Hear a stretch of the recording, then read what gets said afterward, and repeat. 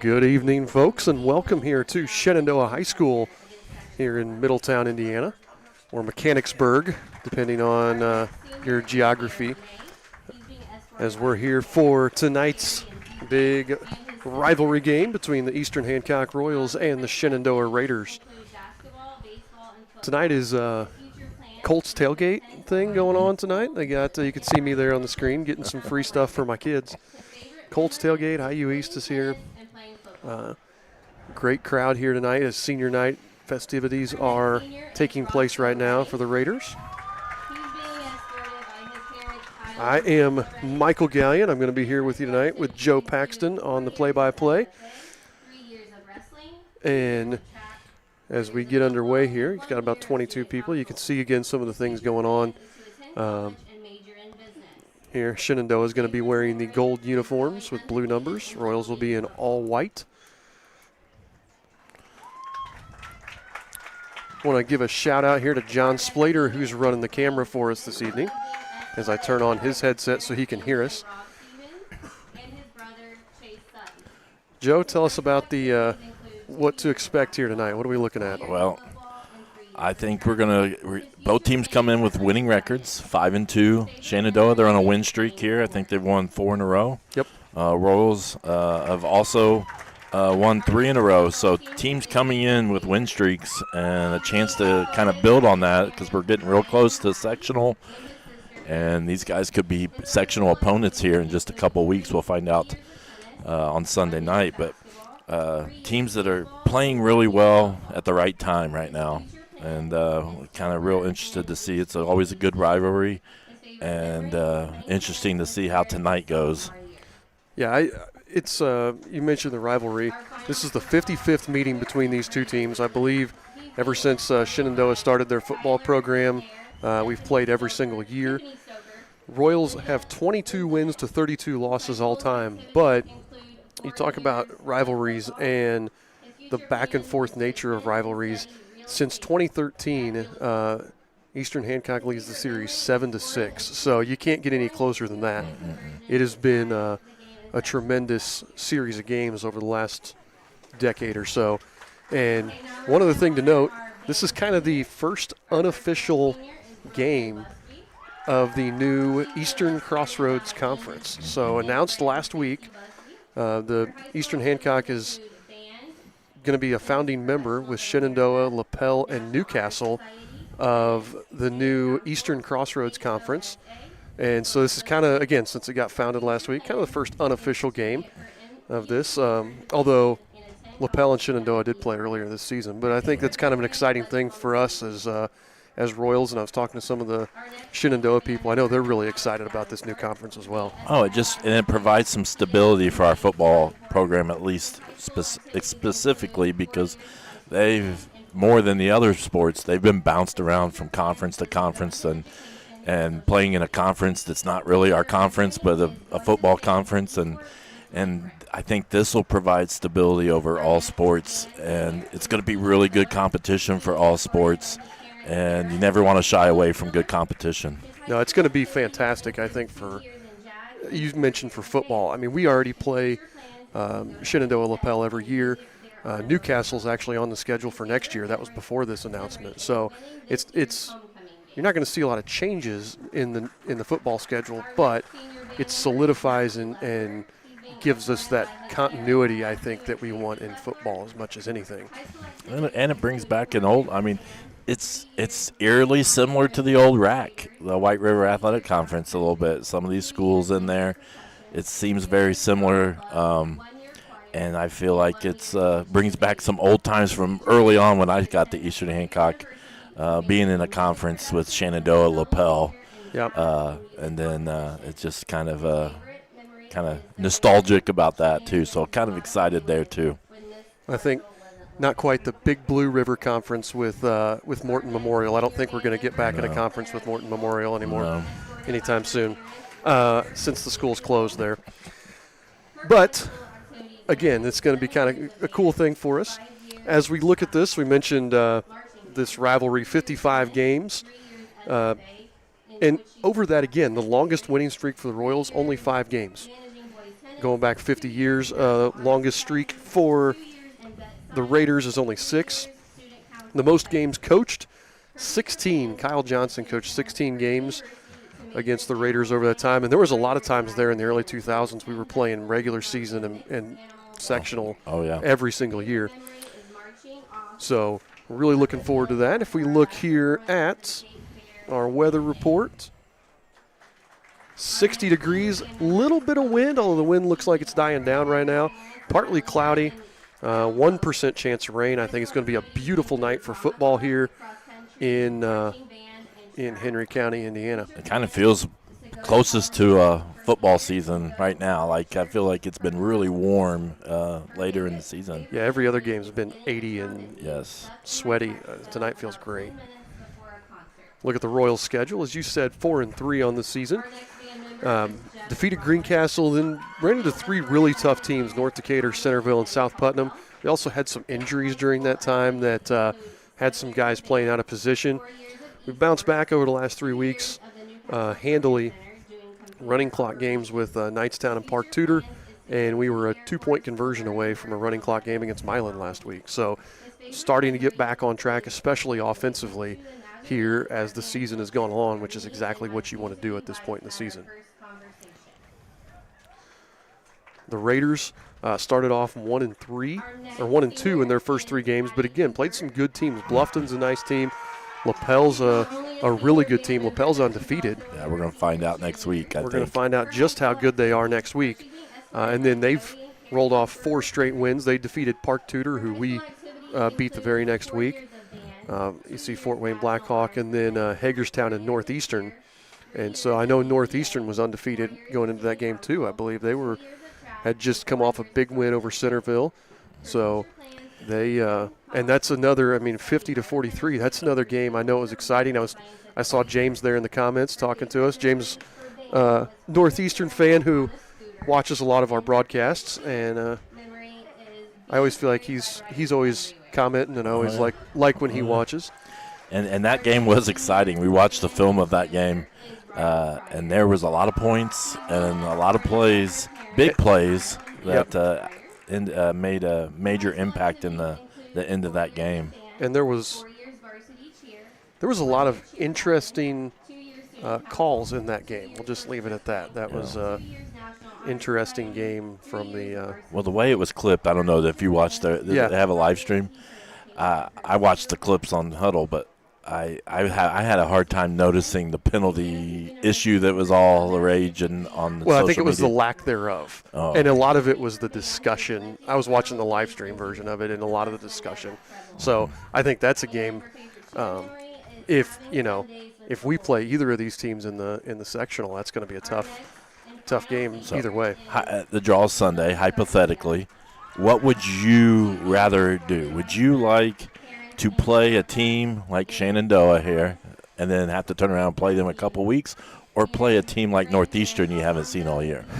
Well, let's start out. You see the sectional on the screen. There is not an easy draw in this sectional. Union County, the only team with a losing record, and everybody else. You see LaPel 7-0, Triton Central 6-1, Northeastern, Winchester all 6-1. So there's no easy routes, right?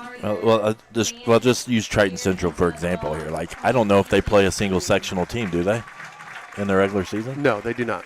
So would you like that, or would you want to Would you want to have some familiarity? No, as a football coach, I always say the difference between football and basketball. Like, you basketball guys, you want to see that team the first time. In football, I don't want to see them necessarily once already, because one play can make or break a football game that doesn't necessarily happen like that in basketball. If you give up one turnover that leads to a transition 3, okay, that's a 5-point swing. You do that in football, that's a much greater swing in the course of the game. And so, I don't necessarily want to play them. And this isn't anything against the teams, I really don't want to see LaPel or Shenandoah in that first week. Not because of LaPel and Shenandoah being great teams or anything like that.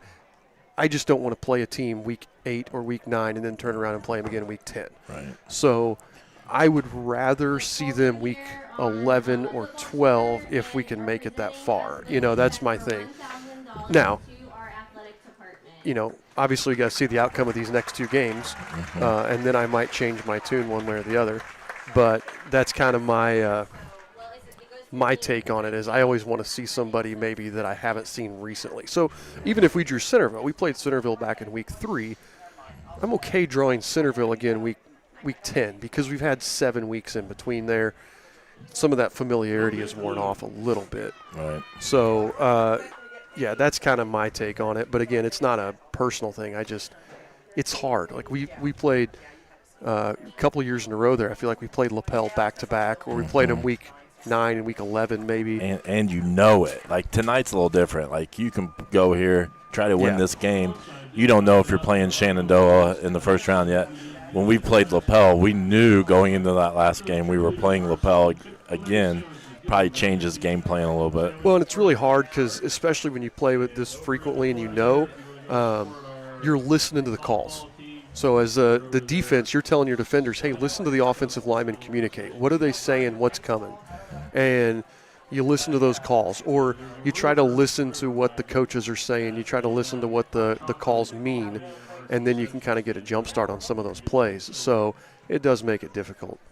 But, again, this sectional is going to be brutal, and whoever wins is going to really earn that. There is no easy path through this sectional. Sorry. As we come into this game here, players to watch, Hayden Jackson. I think he's finally back to full strength for the Royals. You've seen him make a huge impact on defense. He's been really good at his corner position, coming up making tackles, and he's been really good in coverage. Expect to see him. He got his first touchdown run of the season last week. Expect to see him keep getting in the passing game. They've tried getting him involved slowly. I could see this week or next week him really start to break out and touching the ball more. And he's such a new player. Like, he didn't play long last year. He had was it last year? He had the great start. 2.5 games. 2.5 games and played absolutely incredible, broke school records. A lot of people don't know. He's a weapon that, like, we have kind of there that a lot of people don't know about. And then he played last week. So he's definitely one to watch to see how he can impact the rest of the season. And then Jarrett Hellman for the Raiders, their quarterback and defensive back. He's their leading tackler on defense. He is their second leading rusher, close to first. He's also obviously their quarterback, leading passer. And I feel like he's been starting for 6 years. I don't know why. I just feel like he's been – I think he even was injured for a year. Yes, I was getting ready to say, I think he was hurt one year. And I still feel like he's been around for like 6 or 7 years at this point. He is really impressive. You and I were texting when we were watching film. He might be the most dynamic quarterback that we've seen all season. He just gets out of stuff. I don't know how to describe it. You're going to talk about it in the keys here a little bit, but that's going to be important how we handle Hellman. So for sure. So team comparison, passing yards pretty even, rushing yards Shenandoah has a little bit of an edge there. In total yards, both teams averaging right at 400 yards a game. Points per game, 39 for the Royals, 37 for the Raiders. I mean, you can't get any more balanced 7 weeks into the season than what these two teams are right here. And 5-6 giveaways, like at week, what are we at? 7. We're this through is week 7 8, games. yeah. So that's not too bad. That's taking care of the football, and when anytime you can take care of the football, you give your chance a much better chance of winning the football game. Yeah, these two quarterbacks, Hellman with 2 interceptions, Eden with 3. That's it for the season. Now if we look at our coaches, Josh Holden's in his first season here at Eastern Hancock, and Jake Stillwell in his 5th year at Shenandoah. And here's my keys to the game. So for the Royals, you got to contain Hellman. That's number 1. If you can keep him in the pocket, I think we're going to see the Royals put what's called a spy on him, if I had to guess, just seeing what other teams have had success with. I would imagine you're going to see either Gavin Bowman or Luke Manship, maybe even Taylor Conley, just basically mirror him.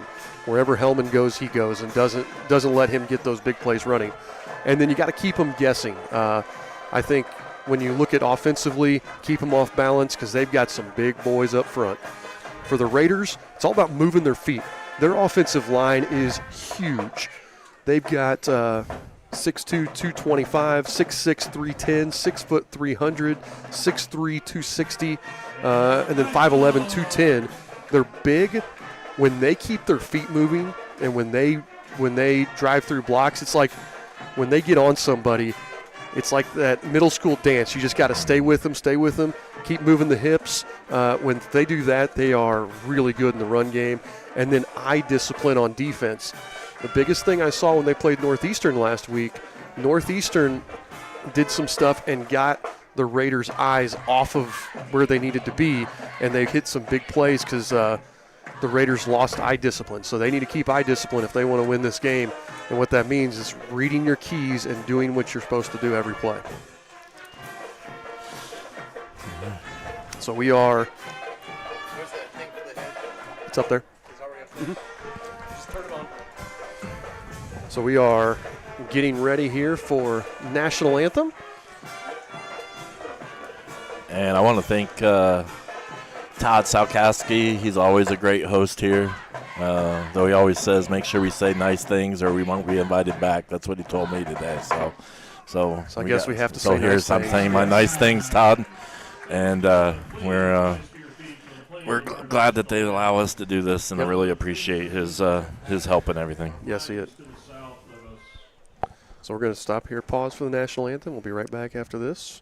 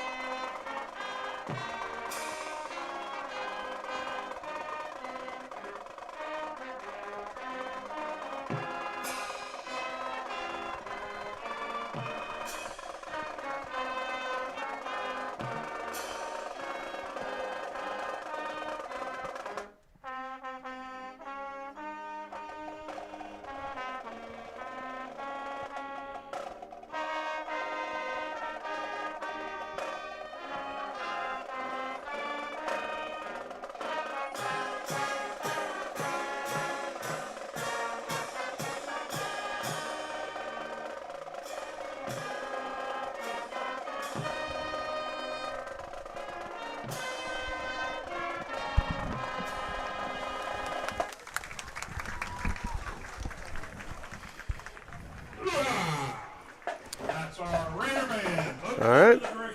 Nice job there by the Shenandoah Band. I want to mention real quick, we have a few people chatting. We have access to the chat. If you comment on our Facebook video or YouTube video, we can see it right here in the broadcast, and always love interacting with our listeners at home. And so just want to make sure you're aware of that.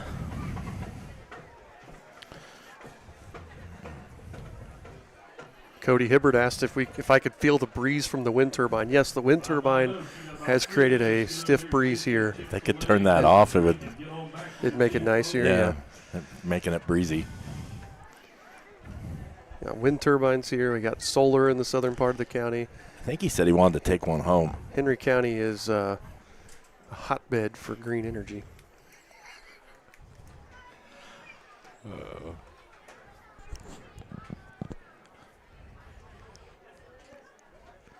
And Coach Hibbert, the sky appears clear. There's no colors from noxious gases off the interstate tonight that are.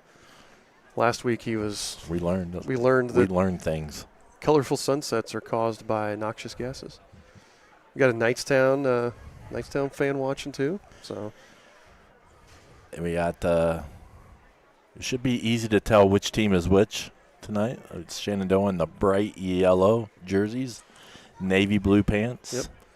And I love the numbers. So easy to read the Navy numbers on the gold jerseys. Okay, here I have a question. I know you guys put on the decals every year. Mm-hmm. Is that more difficult to do a split decal like that?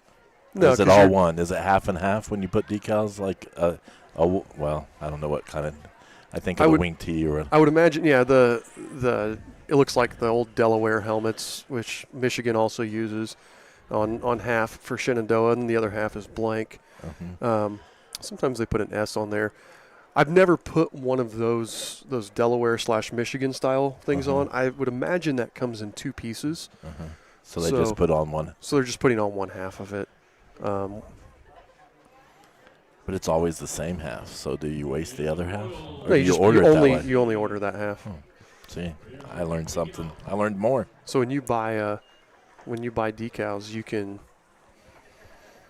you can order, like just whatever you want and get specific. What's the difficulty level of putting on 50 of those or whatever? Who does that? So I've done it different ways. I've let kids do it, and then it looks a lot like my 4-year-old tried to put them together if I let kids do it. Some kids will do it at the start of practice, and some kids will sit there and come out to practice an hour late because they were such perfectionists. And other kids, I've literally had kids slap the EH on at a 90-degree angle where it's pointed straight up or straight down. So that is – then I got to the point where I started putting them on. And then when Riddell came out with these new SpeedFlex helmets, there's no snaps. The top part of your chin strap is attached on there, and that made it awful. And so then I just went back to having the kids do it, and I said, if this looks bad, I don't care. I've always wondered. I've never known It's not fun, honestly. Yeah. I understand why Penn State just sticks with the stripe down the middle. Coach Dowd. So this is the site of the big house. So here we go. It looks like the Raiders are going to be kicking off here.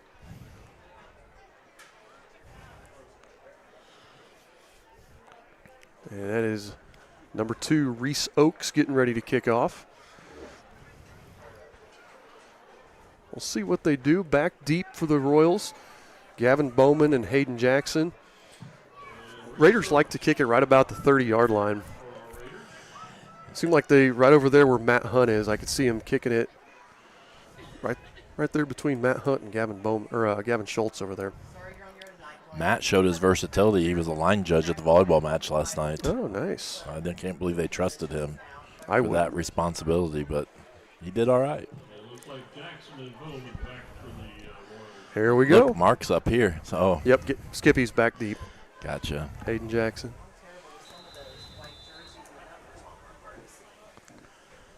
And it's going to go to Bowman. And he finds a crease.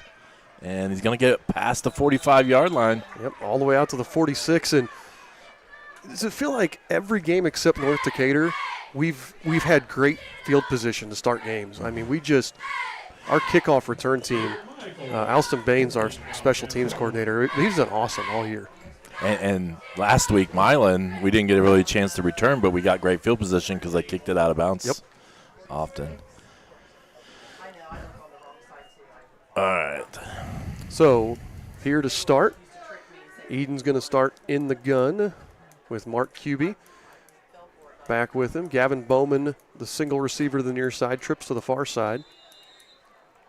Although Luke Manship's going to shift over here.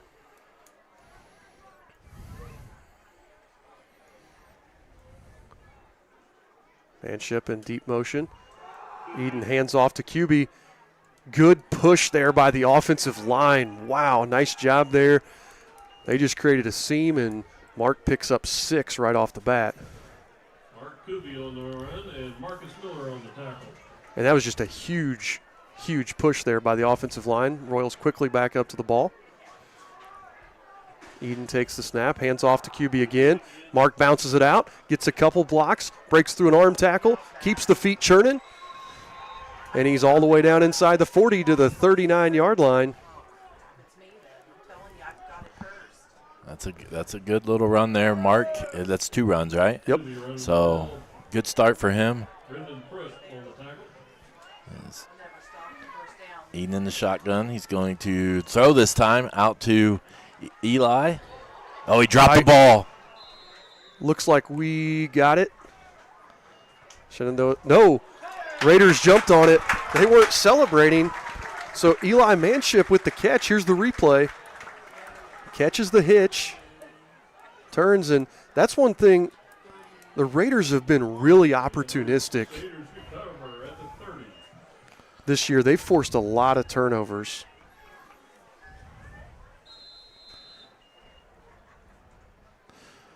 Not quite the start we wanted here. No.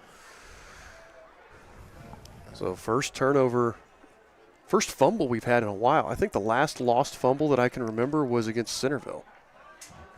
I could be wrong on that, but that's the last lost fumble. We've put some on the ground, but As Hellman's in the pistol, he's going to throw. He's going to throw it out to, I think Gray is over there. No, not Gray. yeah, Garrett I May. think May. Garrett May.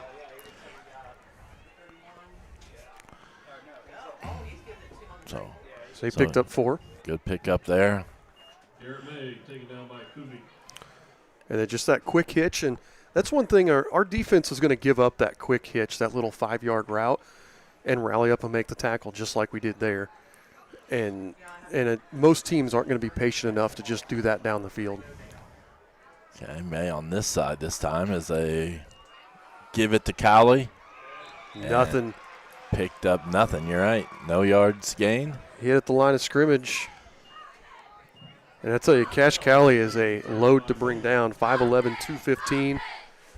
Yeah, watching him, it took all the Northeastern defenders to get him down. It wasn't not one person was bringing him down. So it's going to take a team effort here to contain him.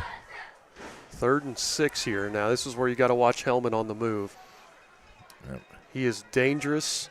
You can't let him create. Hellman is going to look to throw, and he steps up in the pocket, and we get it. We rally to Nice. him. Taylor Conley forces him to step right into the arms of Carson Smith and Brennan Trueblood, and he's taken down for a 1-yard loss. Great job by the defense there to step up in a moment when we needed him to after the turnover. And so you might see, we brought a lot of pressure. We blitzed Manship, we blitzed Conley, and so that may be what we're going to do is try to bring pressure and just not give him an escape route. As you got Eli back. Cowley here to punt. We Oh, come after it, oh, pocket. And QB. Oh, no. Oh, No. Another tough. Oh. Mark tries to pick it up because he's got a lane. Watch the replay here. We get the block. I think that's Wheeler. Wheeler gets the block. Mark tries to pick it up, and I don't know what Mark just – he looked like he went to dive for it. If you're I think if he would have just stayed on his feet.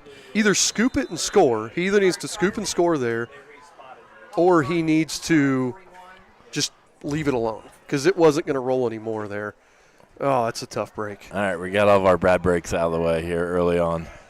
As Hellman's going to give it to Cowley, I think. Yep. Is that- That was Cowley again. Gavin Bowman comes in with the big hit. And we need to hit him a little lower. Gavin came in at shoulder pad level. So it's going to be 2nd down and 8. And you bring him down now, 3.5 minutes into the game. But a 250-pound running back, if you keep hitting him in the shoulder pads, by the 4th quarter, he's not going down. So we got to be a little lower there. And again, got 2 backs back there with Hellman. Yeah, it's tight formation. It's going to be Hellman. Oh, and they wrap him up. He had nowhere to go. Nowhere to go. Blake Whittington was the first one there. He did pick up a yard, but And so what they're trying to do, they're going to this kind of compressed formation because they started out spread. Now they compressed everything. But the thing is, we're getting off the ball so quick that we're knifing through these gaps and we're getting into the backfield. So compressing us isn't actually working. What they need to do is, if they're going to stick with that, they need to compress their line down even closer where the linemen's feet are almost touching each other. Mm-hmm.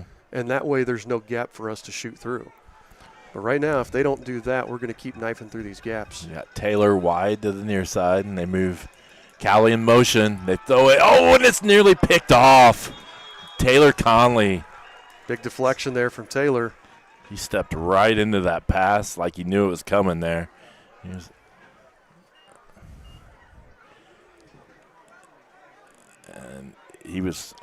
just deflected it. Because that would have been That might have been a huge gain if that ball gets through there on that slant. So kudos again to the defense as they get a stop after a tough break. Well, again, we said containing Hellman is the key, and right now he's been under duress every time. Let's see if we can not turn it over here. Yeah. Oh, he's going to run. It's a Callan- fake right from the start, and they're going to lose about 10 yards there. That was Make it about 8. That was interesting design play there because we were bringing pressure. Normally you go for the fake when we're not bringing pressure. Yeah, that was a interesting call. Now the Royals need to take advantage of it here. So again, great starting field position here, starting on the 37-yard line. Couple of bad breaks for Eastern, but really no harm. Yeah. I mean, 2 bad breaks, no harm, and Shenandoah has not been able to get anything going on the ground or in the air. Got Bowman on the near side. Eden's going to toss it out to QB. QB's going to try to turn the corner. Oh, good block by Carson Smith. And QB's getting some extra yards after contact there. He's following the right direction and gaining a couple extra yards to get a first down. Yep, 37 up to 26, so an 11-yard run. Yeah, I like the way he's running. He was patient on that. Let Carson pull out there and get in front of him, and then cut right off of his derriere. And now he's going to hand it off again, and nothing that time. Yeah, we didn't get the block back there. And he's stuffed there by Braden French. Royals have Manship, Bowman on the near side, and Brown on the far side. I think you'll see a combo route here to the near side. No? Oh, Luke in motion. And they're going to give it to QB again. And wait, did he put it on the ground again? oh, no way. Repeat play. I got it. I think they're calling him down. They're calling him down. We'll watch it here. I didn't see it, but I just saw the reaction of the Shenandoah players. Yeah. And I don't know. I don't know if they were holding him up long enough that it did come out, but it was close. And that would have been a third bad break. Eden over the middle. Oh. He was there early. Oh, no call. I thought, who is that on the far side? That would be Garrett May. I thought he was there a little early, but Pass intended for Brown. still pretty good defense. You're going to get a curl here to, I think you're going to get a curl route out here to the near side. Eden's in the shotgun. He looks to toss it out to QB. Oh, we got blockers out there. And he's still fighting and still going, spinning out of it. Good run by Mart. Gets the first down. Down. It's right just past the sticks. Like 2 yards past the sticks. Picks up 8.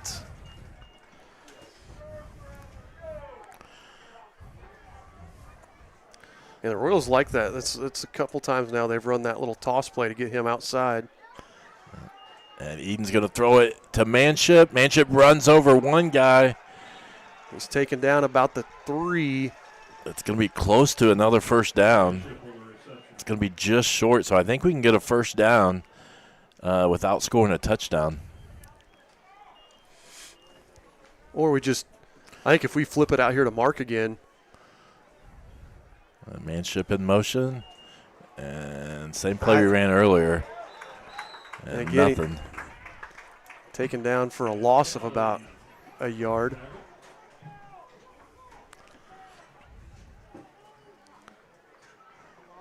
And right now, if we flip that outside, if we motion over to trips, we've got the edge again if we want that. Eden takes the snap. He's going to throw. He throws the slant. Oh, he's drilled on the pass, and there's the flag. A little late, but, I mean. Watch it. He got drilled. I don't know if I hit the replay. All right, let's see. Hellman hits him. I mean. So that would have been what it is. That's a clean play if the ball's not in the air yet.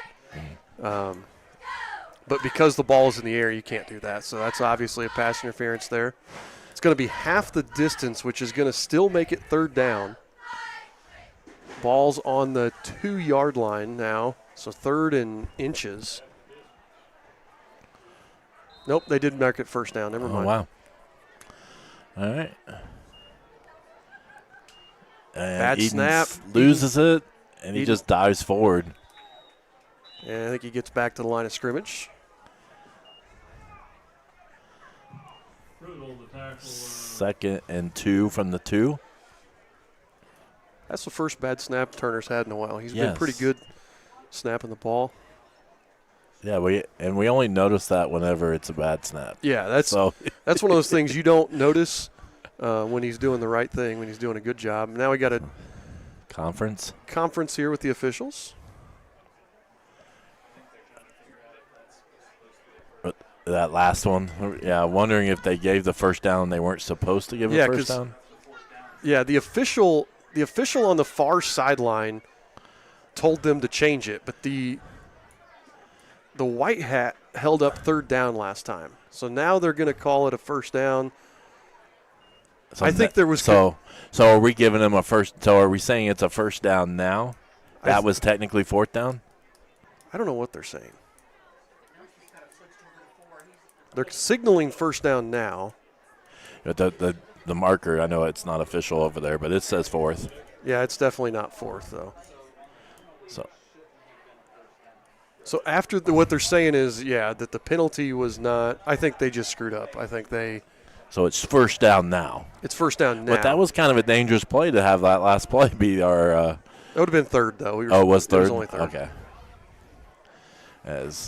See if the Royals can punch it in here. Eden, 1st and 2 from goal from the 2. Yeah, here you're going to get – Going to throw it out to Eli, and he gets in the end zone. Touchdown.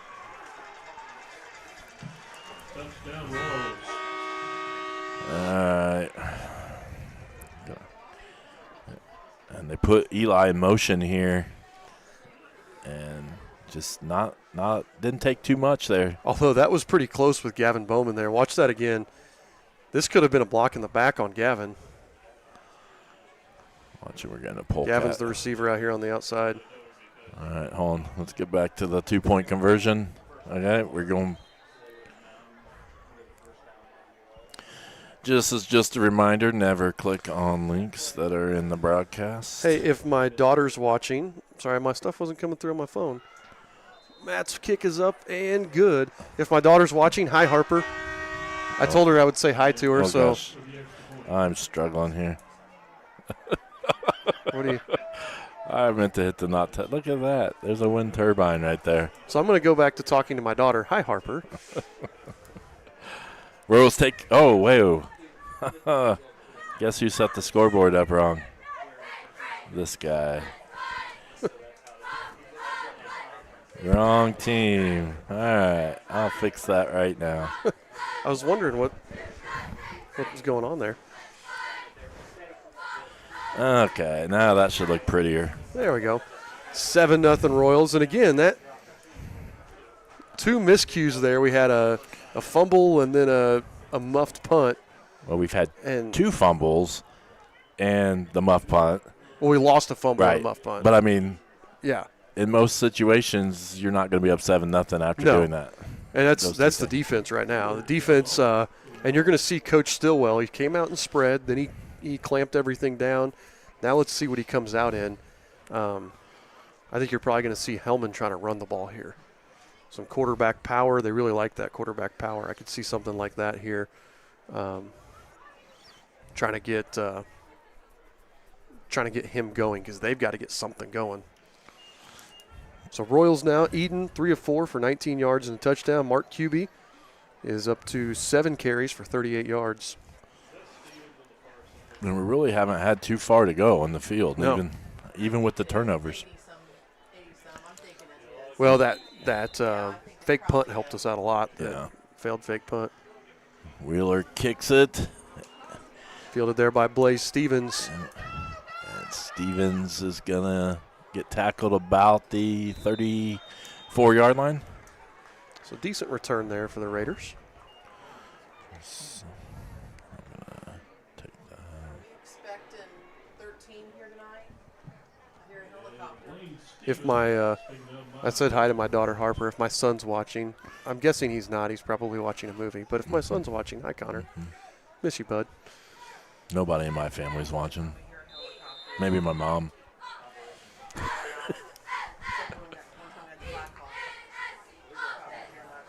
If you're So watching, does that mean hi, if Mom. your mom's not watching, can we run our alternate Paxton Farms commercials that my class made? Well, my mom's probably the most likely in my family to be Yeah. watching. Hellman, speed option here. Good keep by him. Good run by Hellman. It's their best play of the game so far, really. It's going to be real close to a first down. Well, one guy's, nope. Now they're signaling move the chains. Okay. So a 10-yard run by Hellman. It's a first down. Moving those And he's really smooth at that speed option. He's got good vision, and we overran it just a hair. And it's got to build some confidence in them after having two possessions that really didn't go anywhere. Here's Hellman going to toss it to Gray. Nobody, they missed the block on Manship, so great job by Luke Manship. He read his wing, so he's reading that opposite wing. He read it perfectly,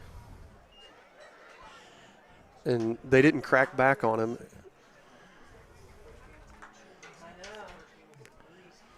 We got Luke is really disciplined at that linebacker position, and it makes a huge difference. We got four wide here with Callie over here. And then one far on the far side, I think it's May.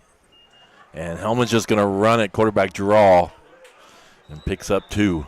Well, what they were trying to do is get us out where they had a numbers advantage. So they were trying to get us spread out where we had 5 guys for their 5 blockers, but we kept 6 in there. And so we basically said, we're not going to let you run it. If you're going to beat us, you got to beat us throwing the ball. We're going to come up and make the tackle. So big play here, 3rd and 4. Almost say 5, 4.5. Got May on the near side, and you got the same kind of formation on the other side. Hellman's going to toss it out there to Gray. Gray turns it upfield and gets the first down. Yep. 6-yard gain, just enough.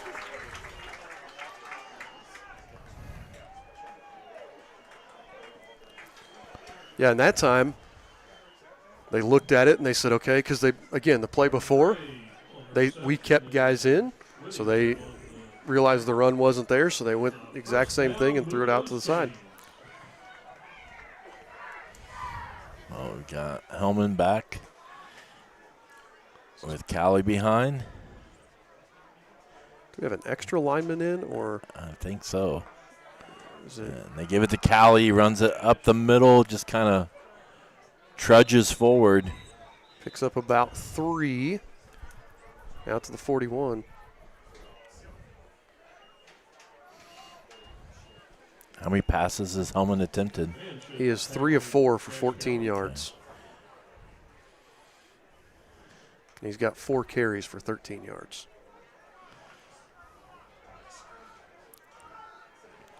Now, they really like, not necessarily this formation, they really like screens and draws. I could see them running one here soon with as aggressive as our defense has been. And they give it to Callie up the middle. This time he finds a seam. Nope, that wasn't Callie. Oh, was it? Oh, yeah, he's wearing pink. That was Landon McDuffie. Oh. Did he carry it last week? No. I didn't think so. So a 7-yard run from McDuffie. What number was McDuffie? 20. 20, all right. Callie's wearing the pink. Yeah. All right. I don't have McDuffie as having any carries on the season, so. Threw in a wrinkle there for us. Now Hellman's looking to throw. A little bit of pressure, and then, he gets out of it. That's what he's really good at here. Scrambling around, tossing it up. That's going to get picked off. Oh, no. That should have been picked off, but Eli, I don't know what Eli was doing. I hit it, but it didn't play. You hit that instead of save. No, I hit save first. Yeah. Oh, well. It didn't go to it, though. You know what I mean? Yeah. It should be going to it. Technical difficulties. You play. I'll talk because I'm not sure what. Yeah, that should have been picked, and then Garrett May was actually getting ready to tackle Eli, or else he could have caught it too. I wonder if we have a. Hellman hands off. Cowley spins down to the 30. Pickup of about 4 for him. Alley taken down by Wheeler. It's going to finally put him back in positive rushing yards after that failed fake punt. And that is going to wind us down to the end of the first quarter. The score, Eastern Hancock 7, Shenandoah 0. Why don't you try playing that replay again, Joe? Or are you going to go to commercial? Well, I'll try it, but I don't think it's working. Why is it? See, it shows it there. All right, we're going to go to commercial and see what's up. There's a pause. Start Connect Electric customer, did you know the same great service you trust for your electricity can power your connection to the digital world? That's because high-speed fiber internet is available to your home. Experience internet without limits, lightning fast speeds with no data caps, all with expert support available 24/7, 365 days a year. From electricity to internet, we're your trusted local connection. The power to connect is already here. Visit 9starconnect.com today. All right, 7-0 here. If you notice some issues with our scoreboard, let me know. I don't have it up all the time. And wow. So Raiders starting to move the ball here. They got the ball down to the 30. It's going to be 3rd and 6 from about the 30-yard line. I'm going to hit the I'm going to hit the replay here. Just to. Oh, that's weird. All right. That is odd. But it's working now. So trips to the far side. Pistol formation for Hellman and Cowley. Pressure, has to get rid of it. Oh, a flag. Late flag. Hellman gets hit late, and he's holding his wrist. That's manship, I think, got to him. You got the replay? No, but I'll hit it now, see if we happen to get to it. No, it wasn't manship. We turned the camera. Just maybe it was manship. I mean, he's the one standing next to him. Oh, I saw the 5. It was. I thought it was Youngblood. It was manship, yeah. So big play there, keeps that Raider drive alive. Hellman looks fine. I think he just got the wind knocked out. I don't think he was holding his wrist. I think he got the wind knocked out and was holding his stomach after seeing that. So they're going to have the ball in the 15 now. So now you got Hellman. You got Cowley and McDuffie. Hands off to McDuffie. Nothing there. Carson Smith in the backfield. Nice play by big Carson Smith. He didn't like I was commenting about his jersey being a little too small. He thought I was calling him fat. You're not fat, Carson. He was giving me a hard time about it, so I bet he's playing really well here tonight. So 2nd and 11. Snap again. Handoff is to Cowley. Carson gets off of his block and grabs him down from behind. He's going to pick up a couple yards. So Cowley picks up about 3. But that's still going to bring up 3rd and 8 here.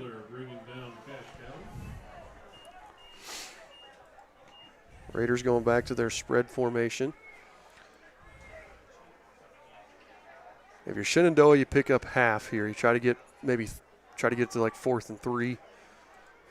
Make it a little more manageable.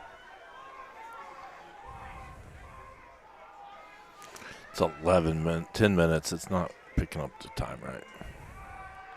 Pressure there. Hellman tries to escape and can't. He's taken down by Taylor Conley for the big sack. And it wasn't just one guy. That was a group effort there. But he thought he could get away. We talked about Conley potentially spying him, and watch Conley. Conley's not worried about anybody else. Shoots in there, and I think Hellman thought that he could get away. And he can't get away from Conley. He loses 7 on that play. So it's going to be 4th and 14. They call it 4th and 15, actually, where they spotted it. So if I'm gonna watch them, or if I'm them, and that one, I think Coach Stillwell had to burn a timeout because they were out of time on the play clock there. We may need to discuss what we're going to do at this time. So if I'm the Raiders right now, you haven't really had any big plays. I think you've probably got to go to one of your big receivers here. Gray and Stevens are both 6'1", 6'2". I think you maybe go up at them, attack deep on a fade, and try to get in that vicinity of maybe it's a penalty and you can get half of it. Maybe you can get a jump ball, but that's what I would expect here.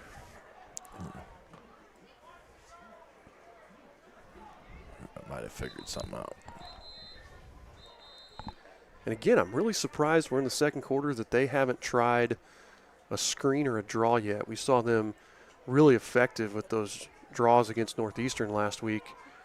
Now, this isn't really the time you want to try to run a draw 4th and 15, but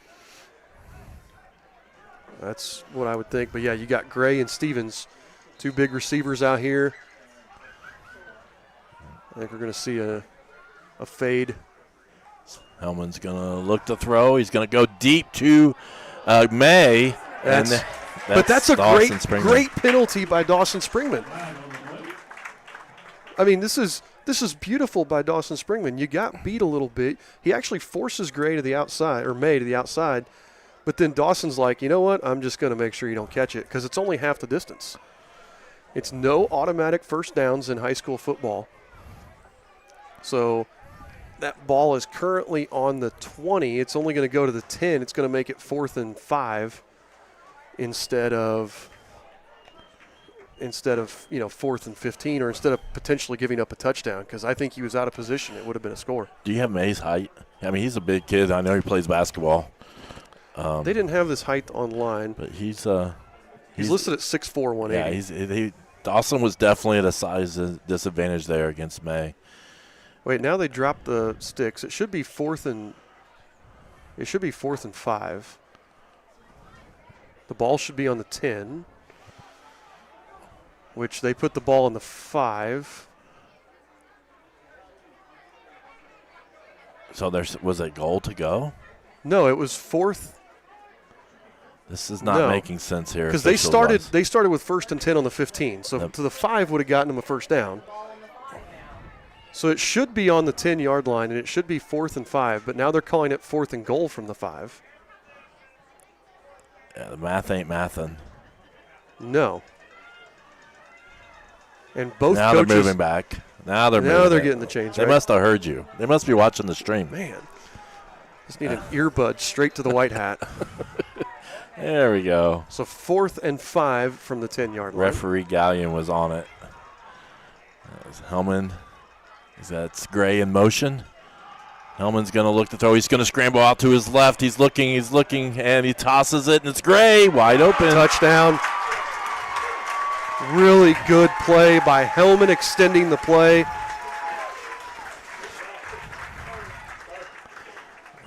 And that's what he's dangerous. Both with his feet and his arm after scrambling. Yep.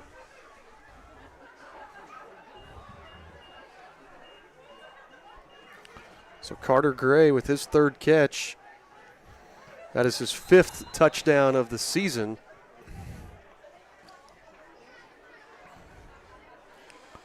Fifth receiving touchdown. He's also got a they're rushing gonna touchdown. Go for 2 here. So Hellman is going to – they do a little option, and it goes nowhere. So the Royals keep the lead. That was an interesting call because Blaine Stevens is 14 of 15 kicking extra points on the season. Yeah. I like it. Don't get me wrong. Yeah. I like the aggression, but good job by the Royals sniffing that out. Not allowing the 2-point conversion. You want to go to a commercial? Yep, let's go to commercial. So you're watching Eastern Hancock football on the EH Sports Network. Some see a wrestling match. We see a 6-minute lesson in grit.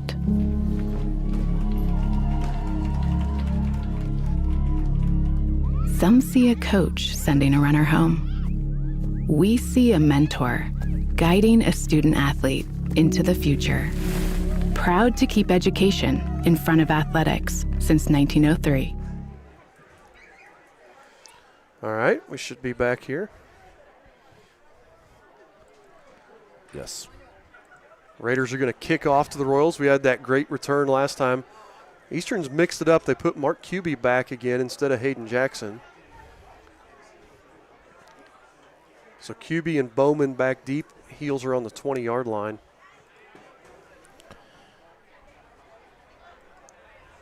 I'm going to say hi to everybody watching. Right now, Lisa Hilton's winning the Farthest Away Award, watching from Florida. Well, I think John's in here, and I don't know if he's still in Mexico. He was last night.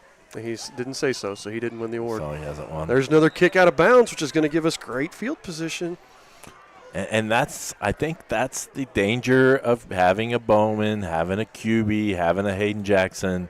Nobody's wanted to kick to us the last couple weeks. Yeah, and I don't blame them. They have every opportunity. They're going to return it for a touchdown. 2 of them already have. So. And we've seen Hayden do it we saw Hayden do it as freshman year. Yeah. So Royals are going to start with great field position. We had a lot of success just pounding the ball with QB.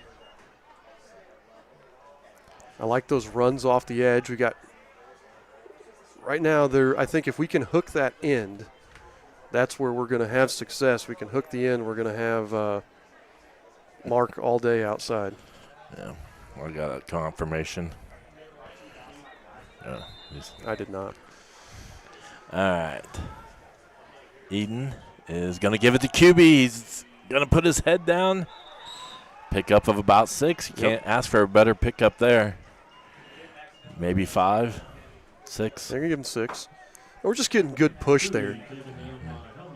Offensive line, we gave them credit last week, weren't they? Our players of the game, and they're stepping up tonight too. Eden's going to throw this time. He throws it out a little. Oh, good job, Eli picking that up. Yep. And I thought he overthrew him for a second.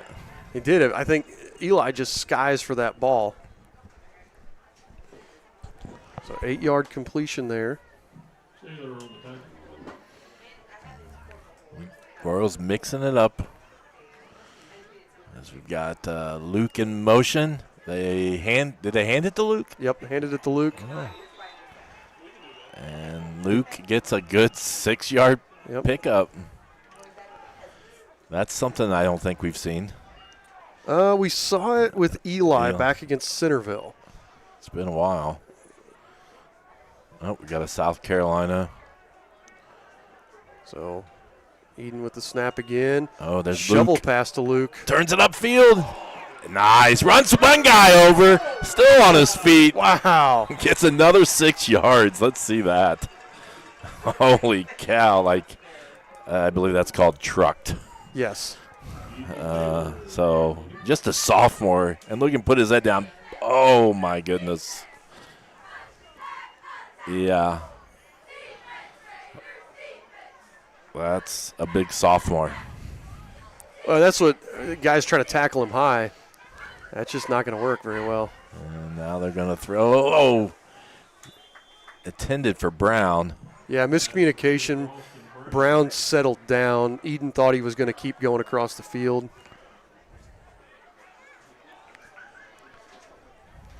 And right now it's kind of interesting. We're not asking Eden. He hasn't thrown really downfield. Everything's been 5 yards and shorter, which is where he's at his best when he just gets the ball. He's got so many weapons. Our player to watch is in right now. Yep, Hayden Jackson in the game now for the Royals. See if he can make an impact here. He's got Eli.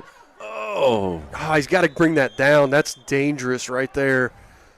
And that was really nice of Hellman not to eviscerate Eli across the middle. And you can see Eden kind of tap his chest like, that's my bad. I got to bring it down on you.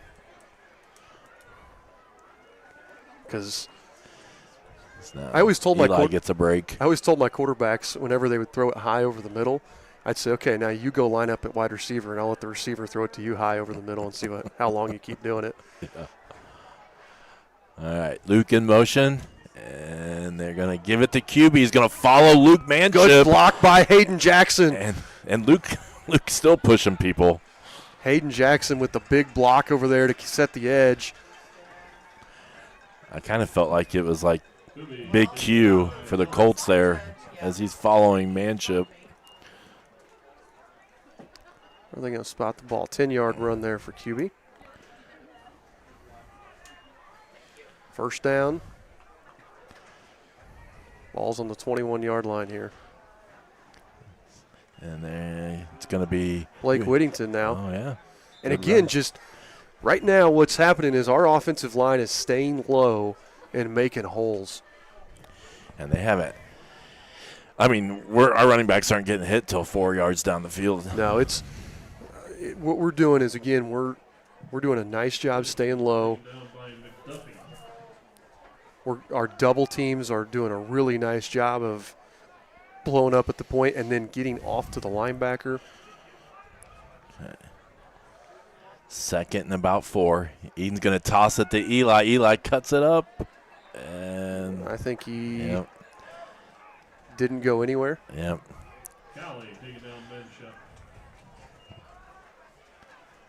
So third and about 4, maybe 4.5.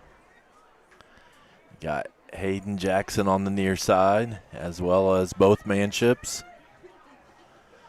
And Eli's going to go in motion.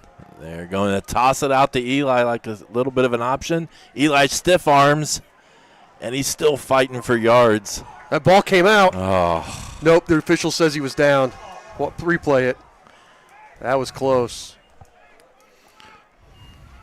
And I couldn't tell. I mean, forward progress seemed to be almost stopped. I think they were just holding him up and then just stripping. That was out. We got lucky. And it could be that he thought that they were out of bounds when they recovered. No, he signaled down. Oh, okay. All right. So 4th and 2. Yep. Give it to Mark. Yep, Mark right up the middle, and they Mark do a left great his job. Feet. Mark got off of his feet here and had to pirouette around, and I don't think he got there. Let's watch this. So watch this right here. Yeah, he got up on one foot and just couldn't get the – where did we start at on that play? I think the play. Yeah, that was my The bad. 14 seconds went back into the other replay. It did. So good stand there. And again, we got fortunate because I think Eli was still up when he fumbled that, but they didn't call it. Sure. I love the fight from Eli, but this Shenandoah team, opportunistic. Yep. Hellman is going to give it to Collie, and he's going to back it in for about a gain of 1 to 2. Neither team lighting this thing up statistically right now. No, it's been a battle here. Both teams have maybe bent a little bit, but just have found a way to stop the other when they needed to.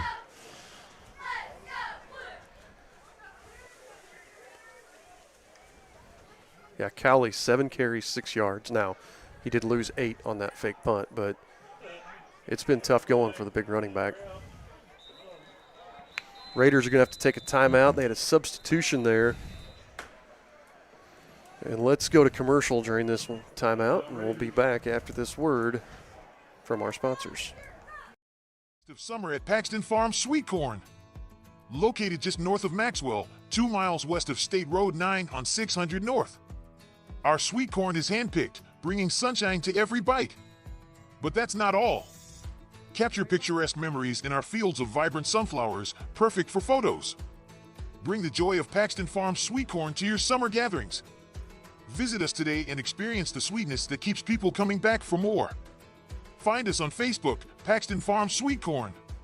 Paxton Farms Sweet Corn, the sweetest taste of... Well, I appreciate it because you're helping me find my position on the field. All right, we're back. And it's really been a battle here. Yeah. 2 teams, 2 future conference teams.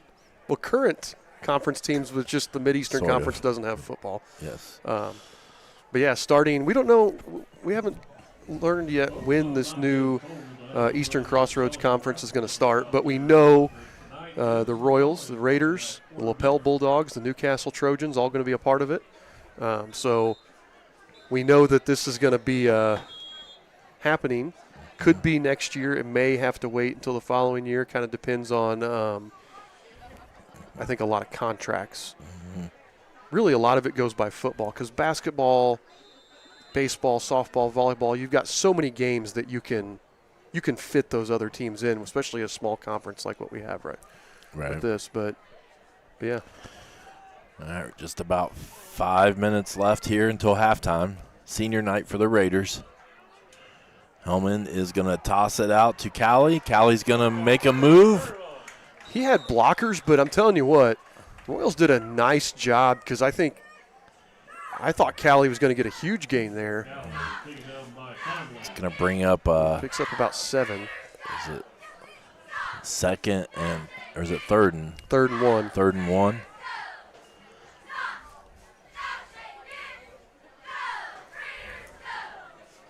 And this is one of those interesting spots on the field. You know, if you don't get it, do you go for it? Yeah, that's a dangerous spot to turn it over. I think we're going to see a Hellman run or maybe a speed option here. Hellman, there you go. Right up the middle draw. He's going to get the first down and more. Yep, from the 22 all the way out to the 31. So a 9-yard run from Hellman.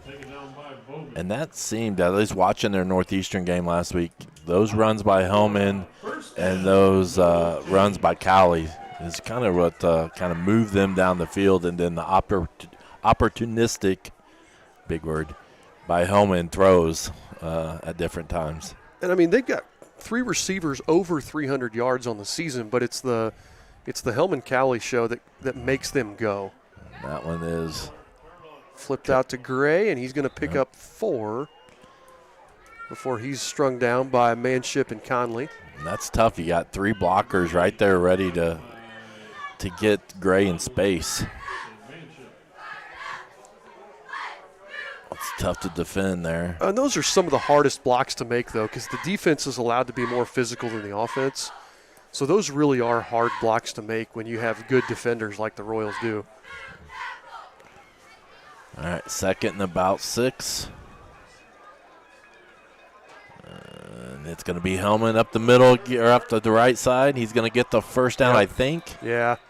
I think he ran over. I think Mark Cubey met him, and they kind of – Hellman won that battle. Mark's won a lot of battles with him carrying the ball, but give it to Hellman on that one. And this is Shenandoah really moving the ball here. Found something they like here offensively after stalling out their first 2 drives. Well, and you know what I said? The key to for them was moving their feet, and their offensive linemen those first two drives did not move their feet. They just kind of got out of their stance and leaned on us. And right now they're starting to move their feet a little bit better and get on our defenders. There's the same play again. They're going to throw it out to Gray. He's going to pick up about the same 4 yards. Yep. And Gray's again, a little slow getting up here. And what did I say? Like, Gray's really slow getting up. Yeah. What did I say? We're okay giving that up. Our defense is built where we're okay giving that up because we know that we've got solid tacklers that are going to come up and make the tackle. And so we're going to allow it because most teams that you play are not going to be patient enough to dink and dunk down the field 4 or 5 yards at a time. It takes me back when I was in high school, we had a kid break the state record for catches in a game. We were playing Cloverdale, and he caught 18 6-yard hitches because Cloverdale just sat back and said, you can do it, we're not going to stop you. And he just caught 18 6-yard hitches and turned some of them into big gains. But we were the only team that actually took advantage of that and just dinked and dunked down the field. Most offensive coordinators get impatient. So Carter's on the sideline now. He walked off. Hopefully he's all right. We got a 2nd and 6. Tight formation, 1 wide on the far side. It's going to be Hellman's going to give it to Callie, and he's going to fight for a yard, maybe 2. That's an interesting spot from the official on our side because they got 2 different spots. That guy is definitely not. He's 1 yard, and now he just moved to. They were not on the same yard line. So they gave him 2 there. It's going to bring up 3rd and a long 4 with 2:10 left. And again, here's that diamond formation. Yep. But with Mark there, this has got to be a pass if you're the Raiders. You don't want to run this.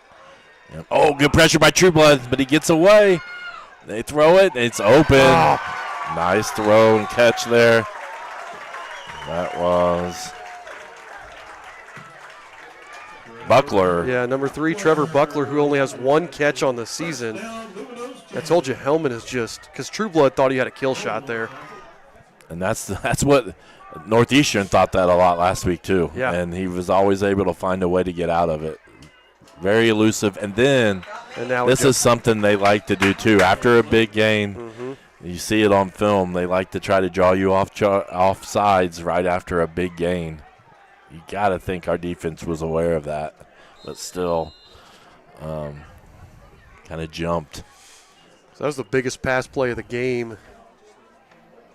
That was the biggest play of the game for either team, 20 yards on that one. Minute 48. Raiders only have 1 timeout left, though, so time could become a factor here. Hellman's going to give it the draw, and nothing. Cowley's going to lose a ton. And yeah, that's going to drop it almost back to the original line of scrimmage. I thought he lost even. Wait, where? It looks like. Well, it depends. The ball, that guy is not where the ball is over there. No, none of the. There. I think that guy's following the official. He just got there. Loss of about 7 on that play. Hellman's going to scramble. He's got a lot of room, and he's going to get close to the first down. It's going to be a tad short, maybe. He picked up 11. A minute 4. And you got to think Hellman or Callie here up the middle. 3rd and 1. Raiders still being patient with under a minute to play. Looked like they called a stick route. Look for a little short throw here. Oh. Hellman's going to throw, and it's going to be knocked nearly down. Picked off by Hayden Jackson. Nice play defending that one. Now it's going to be 4th down. And what they wanted down here at the bottom, the quick out. But Bowman coming out of nowhere got in the way and didn't let him throw to Carter Gray. So big play. It should be 4th down, right? 4th down and 1. Should be 4th and 1. I need to quit looking at the chains over there because it's never right. Well, now they just made it 1st down. It should be 4th and 1. Yeah. Now they're making it 3rd and 1. So ignore the chains over there. Oh, it is 4th and 1. And is that their last time out? And they had to here's the thing, they're not happy. I almost blame that confusion on the chains. I think the officials, in my opinion, there, I'm not going to complain because now the Raiders are out of timeouts, but I think the officials, all the confusion with the chains, they should have said that's on us. We're resetting the play clock there instead of forcing the Raiders to take that timeout, because I kind of feel bad for them because they're sitting there wondering what's going on. Right. Next week we have the Royals are hosting the volleyball sectional, and Royals have had a nice season. 25-7, I believe, is their record. Yep. Second most wins in school history with the volleyball team, and they're going to take on Triton Central next Thursday at Eastern Hancock. So get out and support the Royals here. We are planning on streaming that. We got permission. And looking forward to the volleyball sectional. 31st time that we have hosted the volleyball sectional. So I bet you that's the most in any sport that we have hosted. Well, maybe football. Oh, yeah, that'd be true. Football, because basically every other is home. Yeah, football. All right, 4th down and 1. Big play here going into halftime. 39 seconds left. Raiders without any timeouts. And Hellman's just going to run up. He's going to get it easily. Yep. They got to spike it. Yep. And the clock, because of first down. They're going to get the chain set. And the chains are not, chains are not real quick to get set. We just called a timeout now because we had guys, we were trying to sub guys in. And that's – now I guess it doesn't hurt us there, but we got to be – our guys have got to be ready and ready to go in knowing, hey, I got to run in here. And I saw the coaches had them there next to them ready to go. We got to have a little more sense of urgency. Yeah. Now, it doesn't hurt us when we burn one timeout, not a big deal, but because we're not going to need those timeouts here. Right. Sorry. I was going to take that timeout off There you go. Play clock for us. So 33.9. Raiders with the ball on the 19-yard line.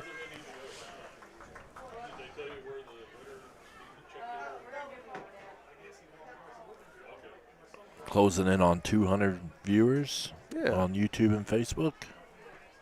Typically between 200, 250 usually. Well, and for a rivalry game, for a good game, and decent crowd here tonight.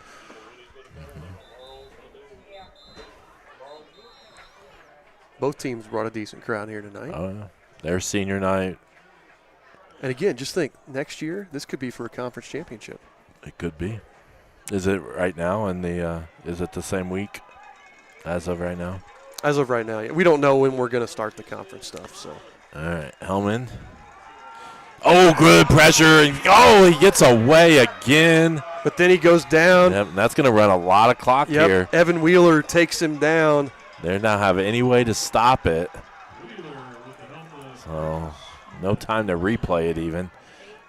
15 seconds. There they spike it. Down to 12. So that's a critical play. Did you hit replay on it? I didn't because I knew. I guess we could have watched it after the spike, but I knew that they were going to be rushing. And that's where we're just bringing pressure right now, and the Raider offensive line has just not been able to pick up those guys. Talked about eye discipline being their other thing. They've not been able to pick up our blitzers cleanly. 12 seconds left till the half. Hellman looks to throw. A lot of pressure again. He's going to scramble. He's going to be pressured, still getting out of the reach of Trueblood. He just tosses it up, and it's caught by Taylor. But it's going to run the clock out. Kind of a dangerous play there. Yeah. Like you threw that up there. If a Royal could get to it, there was a lot of open field in front. Yeah, that was. It worked out, and no harm. And I believe the Raiders will get the ball in the second half. Unless we onside kick and recover it. True. So it's Raiders should start the second half with the ball here, as the Royals lead 7-6 here at the halftime break. All right, we'll be back in just a bit. It's time for the Commissioner's Corner, an exclusive weekly conversation about Indiana high school sports with the Commissioner of the IHSAA, Paul Neidig. Now for an up-to-the-minute report about what's happening in the constantly changing world of high school sports, here's Commissioner Paul Neidig. It is our weekly conversation with the Commissioner of the IHSAA. Welcome into the Commissioner's Corner. I'm Brendan King, in for the Coach Bob Lovell this week, and we welcome in Paul Neidig. All things busy as per usual with the IHSAA. And Paul, I was just thinking about it as I was looking at the new rankings for IHSAA football coming up this week. Week 8, man, where does the time go every year? It's amazing. Oh, that's a conversation we just had here in the office. I mean, it's amazing that, we're racing to get to the start, because all the summer stuff. And then once it comes, you turn around and the season's half over, and now we're facing the end of the season here, and we're getting ready to do a little show this coming weekend, and the football tournament is here, and it just goes so fast every year. It's pretty amazing. As you said, the pairing show comes this weekend. We'll know who's facing who in the tournament. What are the preparations you guys are going through right now in preparation of the tournament? And, of course, in just a short months, actually only about a month and a half away, we'll be at Lucas Oil Stadium. Yeah, the preparation continues. A couple weeks ago, our staff went to Lucas Oil and met with them to make sure that we are on track and everything's ready to go. Any changes we need to be aware of, but we're doing everything from, we're obviously getting ready to work on officials to make sure we have officials to cover every level of the tournament. We have pre-tournament meetings that we schedule with our host in all of our sports to be able to make sure that they're prepared to host the meetings. And it's just constant for us. And believe it or not, here we are in the fall. We're making final preparations, but we're already having meetings for our winter stuff because it's just something that goes on every year, and it's something that we have to stay on top of constantly throughout the year to be able to run a quality state championship. As you said, the winter sports basketball season is going to be here before you know it. But you mentioned something, Paul, about officials and making sure that you're good for the tournament. And I know, that's been a topic you and I have talked about for years, about making sure that there are enough officials and enough people are signing up. And I know that you guys continue to look for officials for the winter sports. So if somebody's interested in that, what can they go do? Well, the first thing they need to do is go to ihsaa.org. We have a tab at our webpage that says officials, and that takes you through all kinds of different information, things about officiating, but there's also a registration link, and we would encourage anybody to do that. And even if it's not necessarily officiating the state championship, that's something you work towards. But we also register officials that work youth organizations and work with youth organizations and all kinds of things. And the thing that I always tell people is, first of all, the family that other officials create. They become dear friends. They travel together. They get together outside of the officiating season. But it's also a way to continue to love and play the game that students, or that they did as students. So obviously you play it, but now let's go back and officiate, and we can still stay connected, still be involved with student athletes, and give back to the game that we all learned to love along the way. Paul, a lot of stuff going on. Pairings announced for girls volleyball. Late September pairings were announced for unified flag football. But last week you crowned some state champions in girls golf, right? Oh, yeah. We just had a great tournament. We had a young lady from Zionsville that won her second state championship as a sophomore. Had an incredible tournament. And the quality, and we've talked about this many times, but I'm always amazed at the quality of our student athletes. We had several girls this past weekend that will be making significant contributions at the collegiate level. And who knows, maybe the professional ranks at some point in their career. But it was a great tournament. Prairie View Golf Course does a phenomenal job. The course was just beautiful, and Chris Kaufman does a great job of organizing and running our girls golf state championship. It's the Commissioner's Corner with the Commissioner of the IHSAA, Paul Neidig. I'm Brendan King. Paul, always great to catch up, and we'll talk to you soon. All right, very good. Very good. Have a great week, Brendan, and we'll talk to you soon. Thanks for listening to The Commissioner's Corner with IHSAA Commissioner Paul Neidig, and thank you for your continued support of the high schools in your community.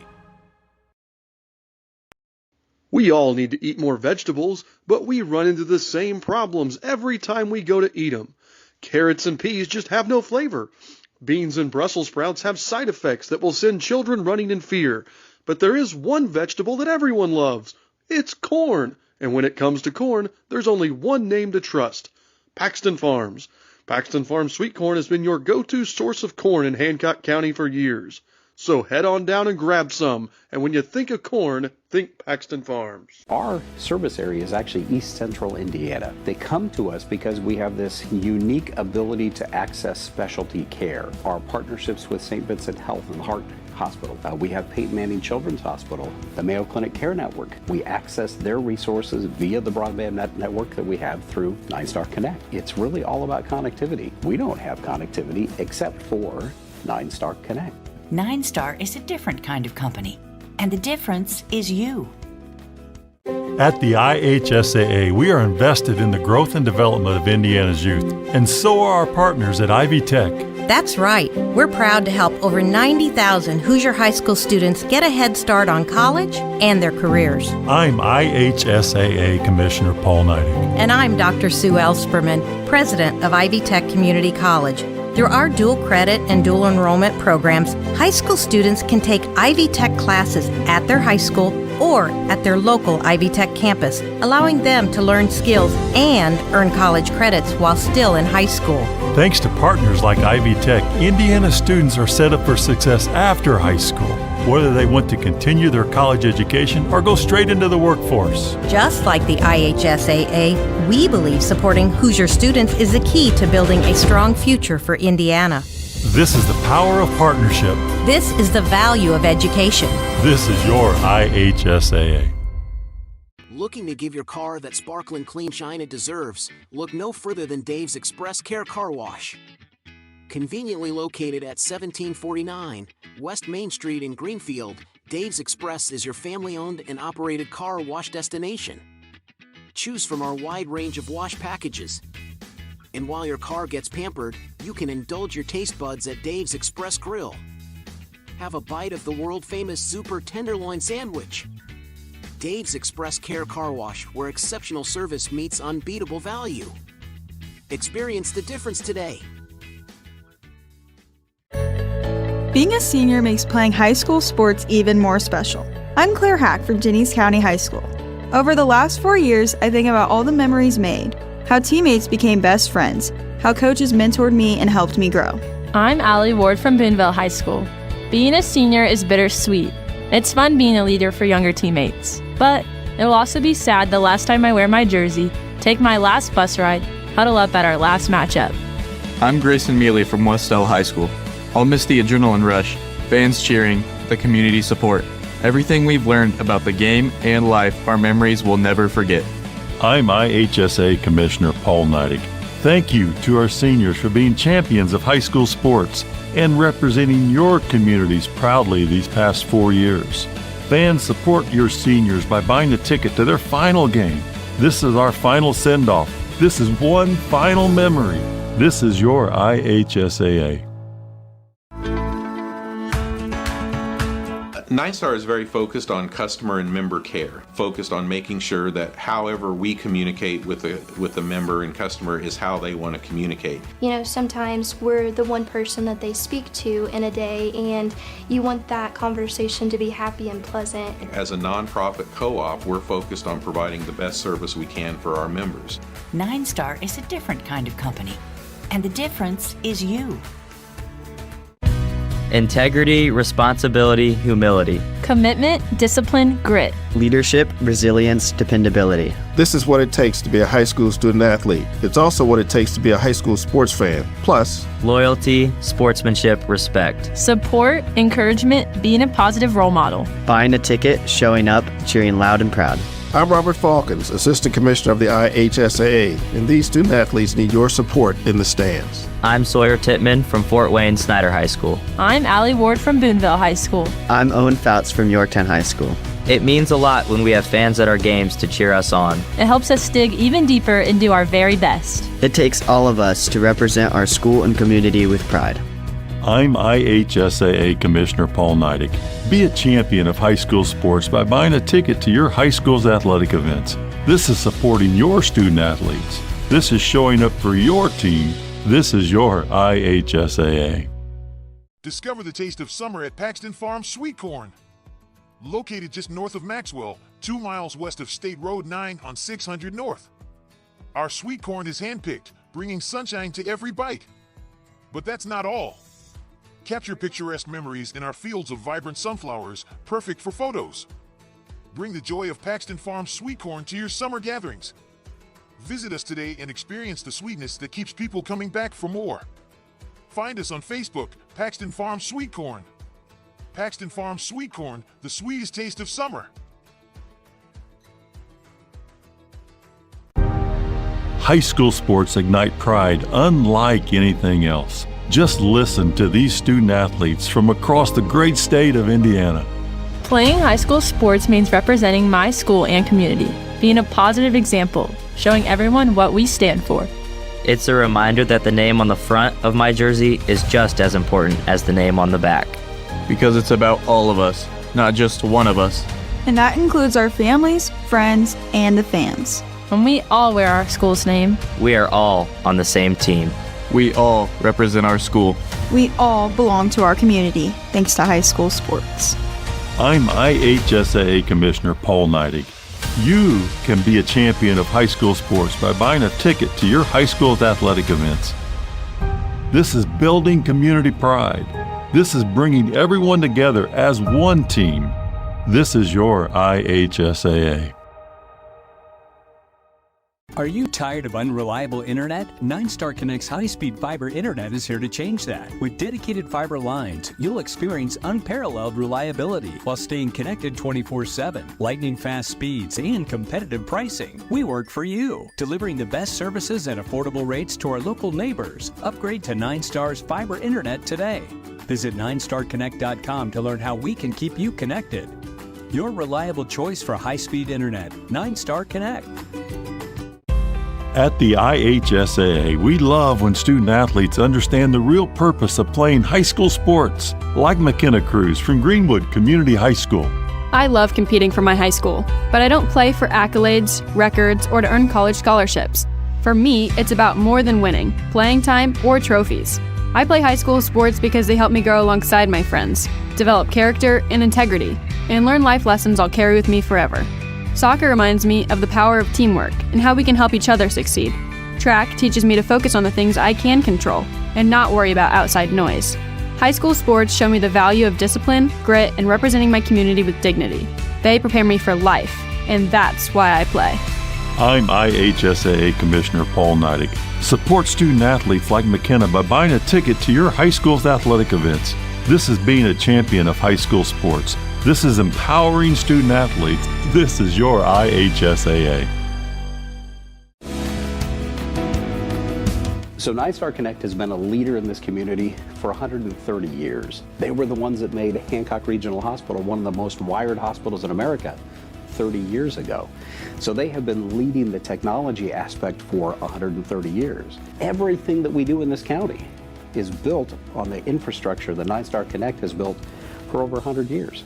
9-Star is a different kind of company, and the difference is you. Hancock Regional Hospital and 9-Star Connect have had a relationship for decades. We share a joint mission to support the development of this county. We want this to be the best place in America to live. We, as a healthcare provider, need telecom support, we need utility support, and so in our various locations, we access the services of 9-Star Connect. We would not have been able to do that without that partnership with 9-Star Connect. 9-Star is a different kind of company, and the difference is you. It's not easy being a high schooler these days. We juggle a lot each day between schoolwork, activities, jobs, and friends. On top of all that, we're multi-sport student athletes. I'm Danae Klein, and I play volleyball, basketball, and softball for South Putnam High School. And I'm Tyler Stanger, a wrestler and track and field student athlete at East Central High School. It's hard physically and mentally exhausting yourself in practice. It's hard coming back and doing it again the next day and the next and the next. It's hard competing at a high level week in and week out. But life is hard, and high school sports prepare us for it. with every practice, every game, every win, and every loss.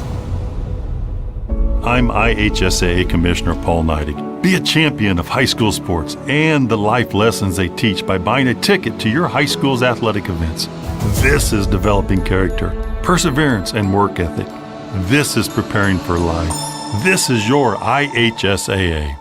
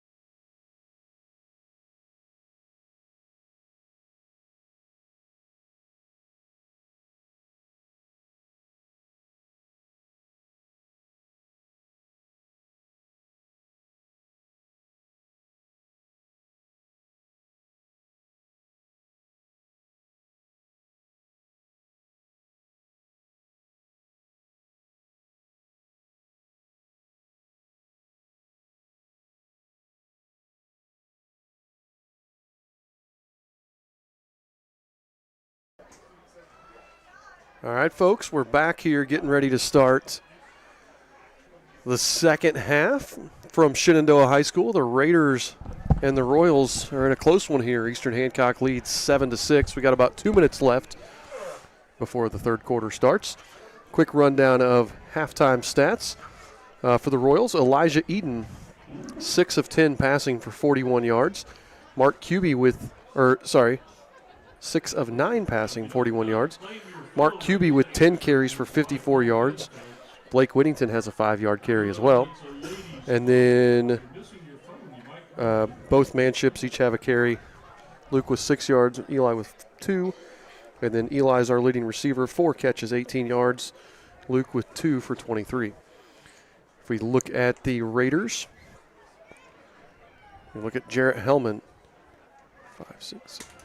He is 9 of 12 passing for 67 yards. Cash Cowley, 9 carries, 1 yard. He has had tough going for the big running back. His longest carry so far is 4 yards. He's had a couple of negatives on some busted plays. Hellman, 10 carries for 28 yards, including a couple of sacks in there. And then McDuffie with a pair of carries for 6 yards. Their leading receiver is Carter Gray. Gray has 5 catches for 28 yards. Nobody else has more than 1 catch. Gray does have the lone touchdown for the Raiders. And Eli Manship pulled in his 6th touchdown catch of the season for the Royals.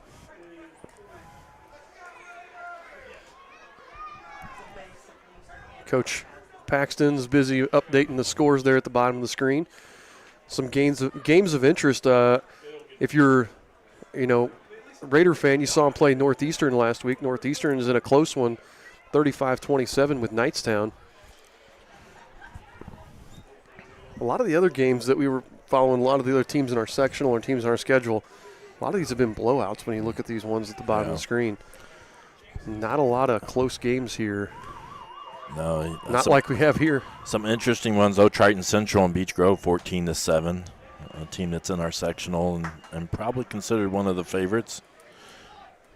And Triton Central is always so hard to figure out because they play such a difficult schedule. The Hoosier Legends Conference, they've got Beech Grove's a 4A team.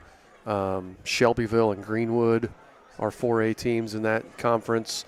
Tri-West is a really good traditional 3A team, and it kind of pains me to say that as a Cascade grad. But that's a tough conference. So if you're, I think they're 6-1 at this point. If you're 6-1 at this point in that conference, you're doing a good thing. Next week's opponent, LaPel, looks like they're going to be coming in undefeated as they're up 42-0 over Jay County. That'll be running clock the whole second half. Wheeler, weird kick for Wheeler. Go get it, go get it, go get it. And nice. Nice recovery there. Trevor Buckler. Yep. Good effort, though. I mean, that was a chance. You talked about possibly an onside kick here coming out of the half, and that was pretty close to it. That was good. That was a nice kick from Wheeler. Just that, and you get that weird spin. Do you see how it had that spinning like a top there on it? He is, I'm telling you, he's the master of the weird kicks. I don't know. I've had a lot of really good kickers. I don't know if we've had anybody that could kick as many awkward balls as he does. All right, Cowley goes in motion, and Hellman's pass is to Cowley. He's got a lot of space. If he can break a tackle, yep. Picks up 12 on a late flag. Late flag. Is that going to be a face mask or a hold? I mean, I didn't see a face mask because it looked like we had a hold of his toes. Waiting on the official. Shenandoah's backing up like it's going to be a hold on them. Now, at what point, though? What point down the field? It was really late. So it might not. I mean, it's going to be a big penalty, but it's not as big as it could have been. They marked it off from the end of the run, or into the catch. Well, they marked it off. So got a 2-yard They marked it gain. off from a year. Okay, yeah. So you got a 2-yard gain on the penalty.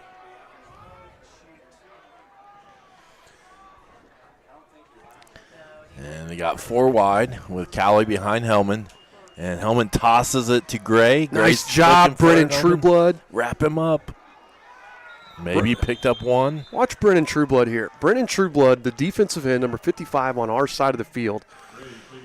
Watch him fight. So he fights, but he doesn't get too deep. He strings it out. And, again, just stringing that play out and not giving Gray anywhere to go is huge on that. So Gray, was that Carter Gray, right, that had that? Yep. So only picks up a yard. You got May on the near side and Trips on the far. Hellman takes the snap. He looks to throw the grip. May makes the catch and leans forward. Still going to be about 2 yards short. Maybe a yard, actually. This guy on this sideline seems to be an extra half a yard than the others. Is that the influence from the coaches on their side? I don't know.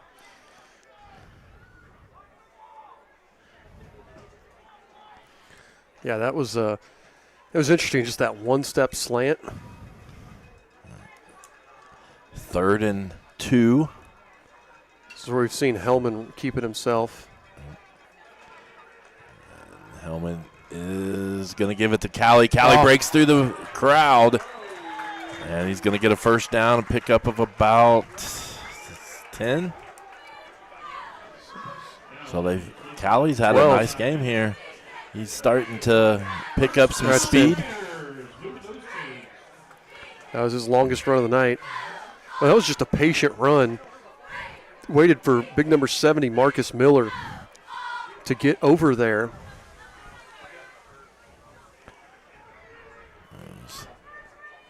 Hellman is going to give it to him again, and he's just getting. And again, we're high. Watch where we hit him initially on this replay. We're hitting him up around the shoulder pads. So watch this replay. You can't hit 220-pound running backs. See where we're grabbing up around the shoulder pads, and he's making hay getting downfield here. So we got to hit him lower there. But Cowley being patient, they're just running power here. They're just pulling a guard and leading the guard up on the other side. Pass on this one. Nope, quarterback draw. Hellman gets stuck. right at the line to gain. It's going to be really close. Are they going to give it to him, or are they going to call it third down? I don't know. Sorry, I was distracted. They're going to call it third down. 3rd and inches. Yeah, it's really close. I can't imagine anybody but Hellman taking this. Maybe Callie. Well, you got 2 shots at it, but it's got to be something straight downhill if you're the Raiders. Maybe you take a shot here. Here's an option. Oh. And Callie just puts his head down and rolls over, and there's going to be a flag. What's that flag? That's got to be in the vicinity of holding because. Oop, I didn't hit replay. Oh, I saw you hit it. I hit flag. Oh, I thought you hit Sorry. replay.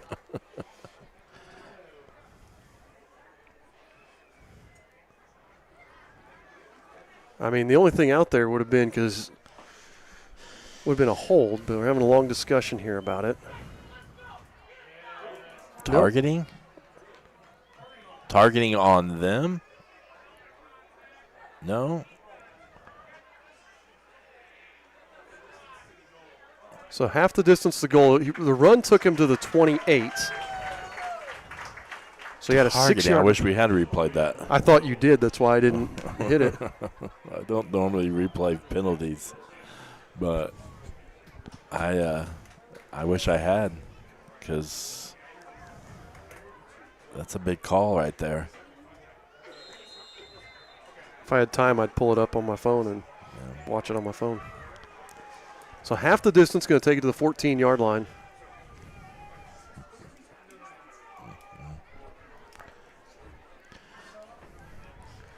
So Hellman moves Callie in motion. Hellman's going to look to throw. He's pressured, and this time Wheeler takes him down. And that was a busted play because Hellman was looking downfield for his receivers, and his receivers were all blocking for Callie. So there was a miscommunication on that play. And that's going to take it from the 14 all the way back to the 21. Loss of 7 for Hellman there.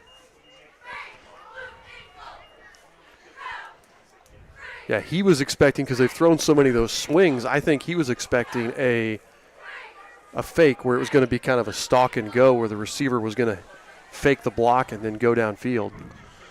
It's going to be 2nd and 17.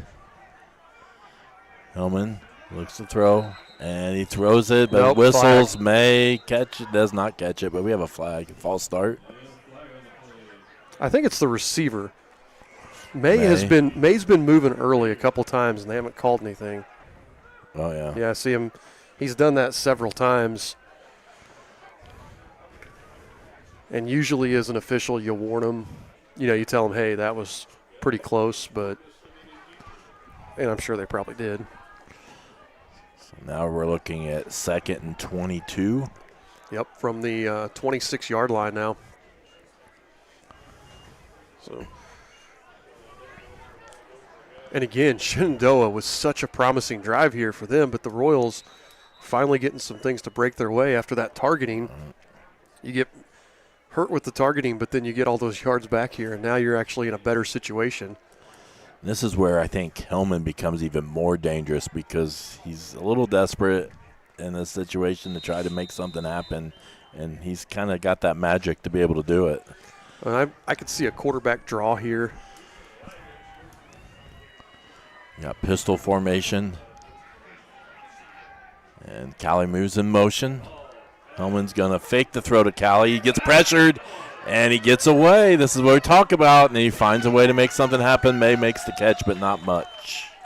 He got it out to about the 21-yard line, I believe. So that picks up 5. And this got to be frustrating for our linemen, as, you know, we talked about it in the key of the game is containing him. And we're getting there, but we're just not able to finish it. Well, and what it is, there's just that adrenaline rush. When you see a clear shot to the quarterback, it's so hard to stay disciplined because you're so worried that he's going to get the ball out quick. It's so hard to just keep your line and not get out of there. And May overthrown. Yep. So it's going to bring up 4th and 17 from the 21.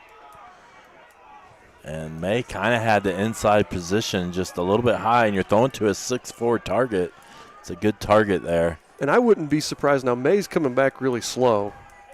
I don't know what's taking him so long here, if he's hurt or what. But you almost wonder if they're going to go, you know what they did earlier, that deep shot, put him over on the other side and send your tall receiver over there against Springman, the sophomore. And they got 5 wide. 5 seconds on the clock. Hellman looking, Royals pressure again. Can they get a hold of him? And they finally get him down. Coach Stillwell desperately wanted a face mask there, and he is not happy. I didn't see it. And that's one of those, like, I don't know. Like, no, I don't think that was a face mask. Yeah. I think he just grabbed the jersey. Yeah. But so 21, and he sacked all the way back at the 34. I find that interesting, though, in a play like I think this is a basketball coaching situation where sometimes a kid gets called for a foul on a block, but that's because they missed the rebound. They got the foul. I'm mad at my player. Yeah. Not mad at, we were getting sacked. I'm mad at my player because we got her back there getting sacked, not a flag trying to get bailed out. I think that's a difference. Dawson, you should have just let that one go, bud. No, that's complete. Sorry, I was telling press box here. So loss of 2 on that. Completion. All right. Got to move forward here. Eden going to fake the QB. They toss it out, and I can't see who it is, but he's got a manship. Is it Eli? Yep. So he nearly broke that. Got right up the sideline. Yep. Yep. And, Hellman saves the touchdown. You talked about him being their leading tackler. And that was a big one there. And this is, we said early, Mark on the edge was what was working for us. Now we're just going to keep flipping it out here. Yep. And again, get it out wide. That's what was working early. That's what we're going to keep doing. Good pickup there of about 4. And we've done a decent job at moving the ball. Just something has stopped us most of this game. All right. And Eli really looking to his left. He goes deep. And good defense there. Yeah, he didn't have anything there. Hellman in coverage. We'll bring up 2nd and 6 now. Really our first really looked downfield deep tonight. Yeah, on his 13th attempt. So you're right. We've been living in the short stuff, which, again, that's where we've hit some deep stuff in recent weeks, but I like our short stuff. We're so good getting the ball to athletes.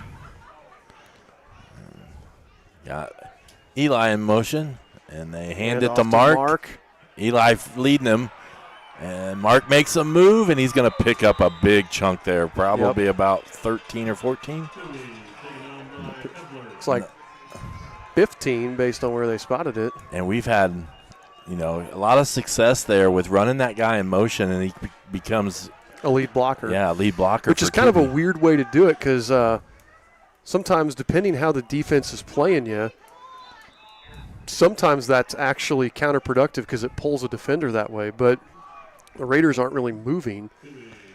So QB straight up the middle there, just picks up about 1.5 yards, maybe 2. As we got, again, toss out to QB. Good job. Look at Carson Smith. Look at Carson Smith out there, baby. Nice run there. It's going to be just short. But, yeah, Carson.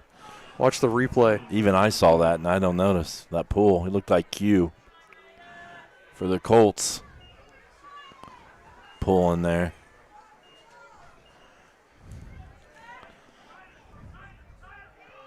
And we've been at our best tonight when our guards are on the move.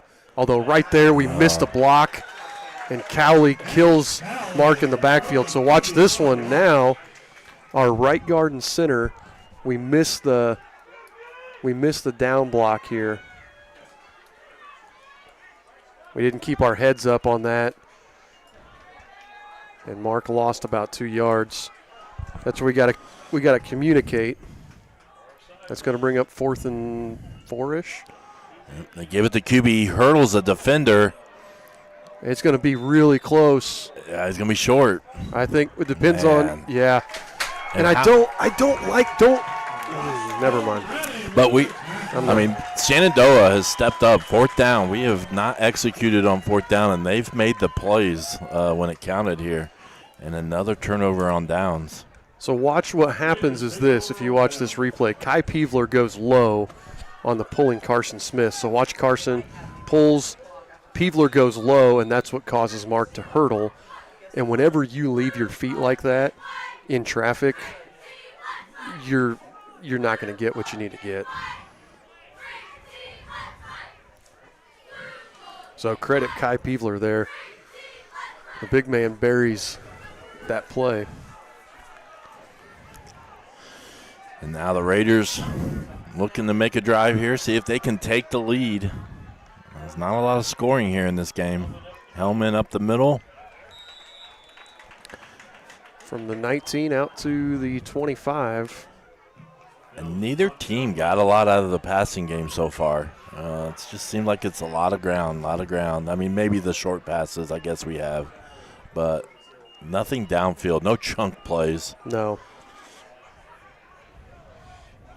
I'm running out of spots on my stat sheet for Hellman's runs. I'm just going to put them over here to another side. Okay. Usually we don't have quarterbacks rush for 20 carries in a game. Now they're going to hand it off inside. And McDuffie. Yep. He's had 2 carries, and both of them have picked up large amounts there. 12-yard carry for McDuffie. That's where Callie gets so much attention there. The misdirection. And McDuffie's not even on your radar. Mm-hmm. When you're looking at the stats, he's not in their top 5 rushers.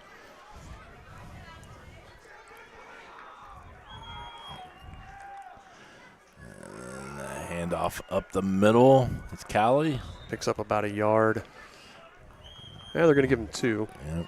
And again, that big body just keeps rolling forward there. Yep. Because 215 pounds is not not a light load to bring down.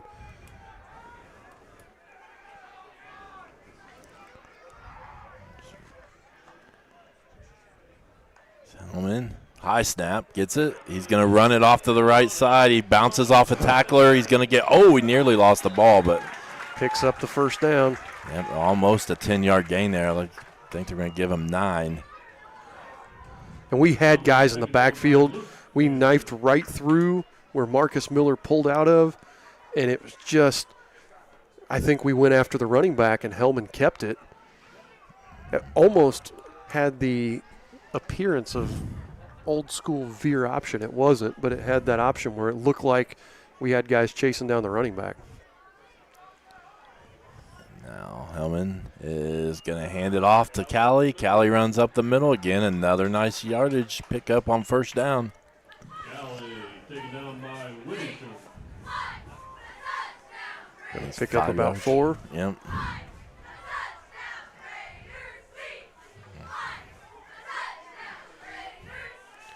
And he's only up to 28 yards on the game, but he had 1 at halftime. So just, again, keeps kind of chugging along. And a handoff. Much better there by Gavin Bowman and Austin Brown. Was that Duffy? McDuffie, yeah. Again. So the first time we've contained him tonight in his 3 carries. And it's a 3rd down and 4. 3rd and 4 here. And I don't know if this is if you're the Raiders, is this go for it or is this punt and trying to pin the Royals back deep? I don't know what your thought process is here as the 3rd quarter ticks down. Hellman is going to run it himself. He moves this side, and he's trying to get around the corner, and good job. Can't do it. Good job, Blake Whittington. Good job. I think that's Evan Wheeler over here. So Hellman picks up 2. And now it's decision time, like you said. Do you go for it here, or do you really make them have I think make us have a long field? I think you go for it. I mean, they went for 2 earlier. Yeah, and they're looking to gamble. They faked the punt earlier. I think he's going to be aggressive tonight, and that's what you're showing here. Hellman is going to do the option. He's going to keep it himself, and I don't know. It's all going to depend on the spot. It's all going to depend on the spot. The ref on our sideline is close. The ref on the far sideline is at the sticks. Players on both sides pointing each way. And we're going to get our second measurement.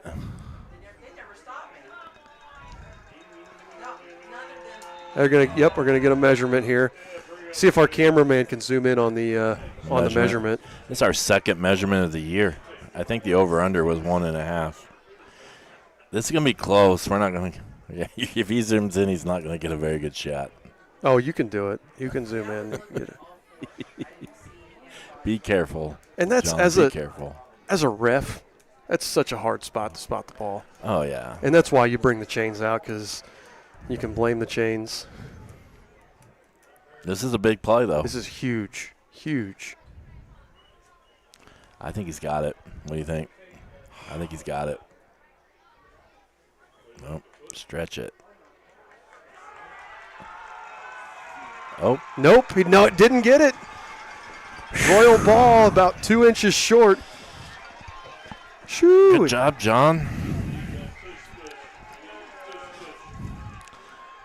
All right. That's a huge inch there. We don't know exactly what it was. We were kind of blocked there, but it couldn't have been more than 1.5 inches. No, that was close. So now's when you now have the momentum. You take a shot to Hayden Jackson here, and that's exactly what I think they're going to do. I think they're going to get Hayden. They're going to try to get Hayden on a post or a crossing route right here. Almost time for Dave's Express Care Car Wash trivia. As Eden's looking to throw, and there's the shot you talked about, and it's picked off. Hellman picks it off, and he's got a lot of space. This could be a big turning point. See if they can. Oh, and they tackled from behind. Luke Manship. I don't know if we'll get it. I hit it. And then we got a late hit. We got another late hit.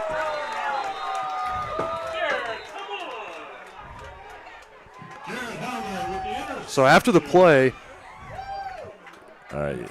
You think Hellman's going to get a penalty for? All right. You already did it. Sorry. So watch here. I think Hellman's going to get a penalty for taunting after the pick. If you watch him. But then we're going to get a penalty. I think Brennan Turner came in and may have pushed Hellman after the play. They're talking about it right now, so. So I could see potentially offsetting penalties here. We'll see. All right, we move to the fourth quarter. Are you ready? Yep, go for it. Our Dave's Express Care Car Wash trivia. Remember, you can answer from YouTube or Facebook. The Royals are averaging 39 points per game this season. What is our all-time record when scoring 40 or more points in a game? And then here's your hint. So we've had 105 games. I don't think we're getting there tonight. It feels like we've had more than 105 40-point games. 105 times we have scored 40 or more points. How many times of those 105 do you think we won? So I'm going to keep quiet for a sec because I thought it was more than 105 personally. Maybe I did. So you made this question. You texted me the question. So I knew what the question was, but I haven't seen the answer. So I've been thinking about this since we got here tonight. But I want to see what other people think. I thought we were going to have a high-scoring affair. You saw how Shenandoah was last week and how we've been lately. I thought we were going to be over 40. We were going to have a close ball game, both teams over 40, and this would be a perfect question. And now we're in a 7-6 ball game here in the fourth quarter. So what we had there, just so you know, in that they had offsetting personal fouls after the play. So Hellman got one for kind of stepping over and taunting Luke Manship, and then it looked like Brennan Turner came in kind of standing up for his fellow sophomore there and gave a little shoulder, and, you know, I think that's the offsetting penalties there. So I like what we did there, taking a shot. The problem was, if you watch that replay, we had two guys in the same spot. Our spacing was terrible on that route, and what we really needed was we needed one guy coming across the field aiming at the opposite hash and one guy going up the hash, but poor spacing, and it's hard to run that sometimes out of that bunch formation. Poor spacing on that led to some problems. You got me worried that I did bad math. Well, did you count the games where we scored 50 and more? I did. Okay. I would have thought it was more than that. Got a couple guesses coming in. 90 and 15, 84 and 21. A couple of guesses. I'll give you my guess. Tell me whenever you want me to give you my guess. Okay. We'll leave that on there for a little bit. And did you count this year? I did count this year. Okay. We're 4-0 this year, right? Yes, we're 4-0 in games. Score 40. Well, all four of our wins this year, we've scored 40 or more points. Do you think we're going to get there tonight? I hope so. When we have not scored 40, we've lost. So yes, you think we're going to right get there now, tonight? We need to get there. So, all right. And that is, sorry, I've already forgotten. That was McDuffie. McDuffie, I got to remember that. We've made a nice adjustment there when they've gone to that formation. McDuffie only picks up about a yard. And maybe we're looking at a quadruple overtime game here to get to 40, possibly. Hey, I could be down for a quadruple overtime. Here's your other trivia. When's the last time we won an overtime game? Not since I've been coaching. Well, that was almost my trivia, but we'll use that if we happen to somehow go to overtime. That'll be our overtime trivia. All right, Hellman, and he's going to hand it to Cowley, and he just kind of weaves in there. Yep. He's big, hard to bring down, and he's pretty mobile and shifty. He can make that first guy miss. They get up to the line quickly here. 3rd down and 2. I thought they were going to try to get us to jump. Oh, and great job. Bring it down. Taylor Conley knifes in there. Yep, and he only picks up about 1. And Blake was in there too, Whittington. I love Taylor. Taylor Conley just has this demeanor of, I'm just going to go, go, go, go, go. And it doesn't matter if he's undersized, if he's, the kid thinks he could take on hell with a squirt gun. I mean, he is that kind of mentality, like, I got this. All right. Big play here, 4th down. Coach Holden wants a timeout. How many times have we said that? Big play, 4th down. A lot. There's not been a lot of punting, but we've had a lot of 4th downs. And what's that supposed to mean, Hibbert? Hibbert says 70 and 50 because he learned math at, never mind. Yeah, he at a school. At another school. Although if he learned math from our 7th grade math teacher, I would say that's probably right. Might be why they don't like us. Because we do math the right way. That's why Terry Stevens doesn't like us, because the rest of us do math the right way? Yes. All right, so you're the Panthers. What do you do here? Is this what happened here? Did we get? I don't think I reset our timeouts. Where are we at here? Sorry, you're the Raiders here. 4th and a long 2. Who just called this timeout? We did. All right, thank you. 4th and a long 2. Nobody else is guessing. What do you guys think our all you got to do is come up with a number that adds up to 105. Don't use Hibbert's math. I mean, obviously you know whose hands you want this ball in, and that's Hellman, right? I mean, Cowley maybe as well, but is it going to be that quarterback power? Is it going to be the speed option? What are you going to do here? Yeah, I just give it to him and say go forward. Like I think whenever they tried the option, we've defended it fairly well. Well, we've strung it out, and sometimes on these 4th and 2, sometimes a play going laterally isn't the best play. Here we go. And they try to draw us off sides. Here it is. He just runs straight forward, and I don't know. It's another close one. I think he got it. Oh, yeah. They're going to give it to him here. I think that one I did think he got. So he does pick up a first. I couldn't see exactly what he had to get to.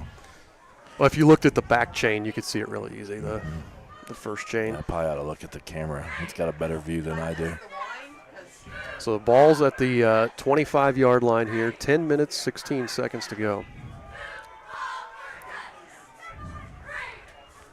And now they hand it to Taylor Conley. McDuffie goes nowhere. Loses 5 yards. Actually, they're going to make him lose 3. I mean, I don't know how. Wow. Big. Yeah, it looked like it was more than that. Well, they gave him forward progress there. Yeah. So I'm telling you, Taylor Conley is just – he's got that attitude that you're never going to stop me. Yeah, we got a lot of answers here. Well, 2nd and 13 now. You got that 4 wide quad look on the near side. They've thrown it out the gray a few times. And nothing. Hellman has nowhere to go. Yep. The thing that's scary, though, they've had some success with that gray, that faking that, going downfield. You bite on that. Maybe that's what they were looking at there, and then when the pressure got there. I don't know.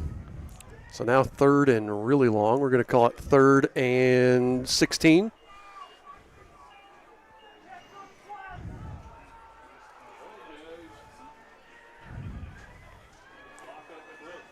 But like you said, this is where Hellman's been dangerous.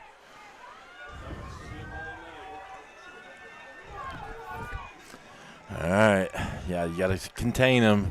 He's going to make a play somehow.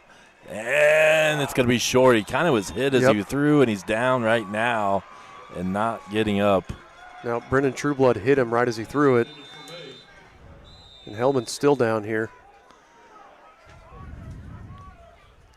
We're going to take an injury timeout. Let's go through some of our answers here, Joe. All right, let's see. I got to hit the right button here. Oh, well, that's weird. So we've got Matt Reed, 72 and 33. Jordan Moore, 82 and 23. Turner Myers, 73 and 32. Jake Grass, 92 and 13. Dean Lowe, 75 and 30. Kathy Engelking, 85 and 20. Hellman's still down there. I don't know why our chat's not showing up tonight. Doesn't like us. I guess. That's what happens when I tried something new.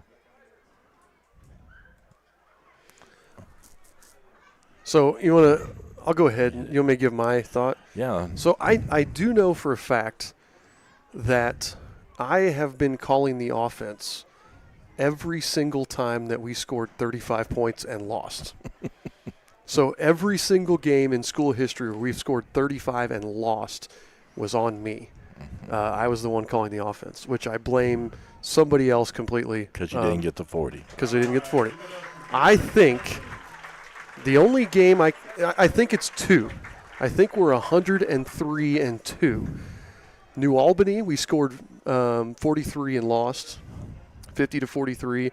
And I believe in 2022, I believe we scored 40 against Monroe Central and lost, but I'm not 100% sure on that one. That's my question mark, but I think it's 2 times that we've scored 40 and lost. But I mean, 40 points is a lot of points in a football game. Like that's 6 touchdowns. Yes. So, I mean, you've got to be playing pretty well. So I'm going to say 103 and 2 is going to be my guess with those 2 as the thing there. We'll do it give the answer at the end of this drive. So now Cowley in at quarterback. Let's see if he's going to do a quick punt. Callie's going to throw it, and it's going to be picked off. And he's got a lot of space. Hayden's got a lot of room. He's going to get out of bounds.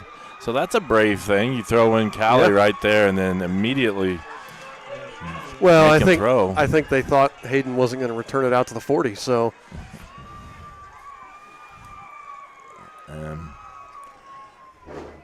now Hellman is back out there now on defense. So it must have just gotten the wind knocked out of him. Well, you think in that case you would have played it a little safe? You would have think you'd punt it there or something, try to knock it down inside the 10. I don't know. Interesting. All right, here the Royals lead by 1. I guess we were going to do the answer at the end of that drive, but it snuck up on us. So QB loses a yard. And really, Shenandoah's done a nice job in the middle. There hasn't been a ton of openings in the middle. No. Everything's been on the outside. We got Luke out here. Not really. There we go. As Eden looks to throw, he throws it over the middle. It's Dropped. not caught. Well, either dropped or wide. I couldn't tell. All right, here's our answer to our trivia. Here, the answer was, you were right, 103 wins and 2 losses. We've only lost 2. And then I was going to ask you if you knew what the 2 were. I'm pretty certain those are the 2. I know New Albany. Again, I know every game that we scored 35 and lost was me. Flips it out to Mark. He's got all kinds of blockers out here. Was that Hellman? Hellman just hurt his shoulder. Hellman just hurt his shoulder on that one. Oh, nope. Maybe his shoulder pad popped out. Oh, that wasn't Hellman, was it? No, that was Gray. Well, Hellman's down over here, though. Oh, yeah. He's not moving real well. No, he's not. They're going to put him back to return this punt. Is this our first punt? Yes. In a 7-6 game. Yep. We're 7:30 left in the fourth quarter, and this is our first punt. So now I have to look at that Monroe Central game from 2022. Kane Sotelo went off, and we just ran out of time at the end. We couldn't. Yeah, he cheated. You're right, Everett. I did not cheat. I did not. I did not cheat. Oh, low snap. It's all right. And Matt's going to look to throw. They're faking it. And Matt could run for it. Get there, Matt. No, he's not going to get there. No, so he did turnover not. on downs again. And, man, the way Matt's been punting, I like that, though. I like the gutsy call there by the coaches. Whew. Both these coaches want to win this game. They're going very super aggressive. And I don't know. It's an interesting 7-6 game. I know. If somebody wants to look up and see if I did get that right, that Monroe Central game, 2022. That's my one. I'm not sure if that was the game or not. I've lost way too many games to know. All right, 7 minutes. Right on the dot here. Shenandoah won a game last week, literally on basically one of the last plays. Who slipped? Cowley slipped. Yep. Lost 3.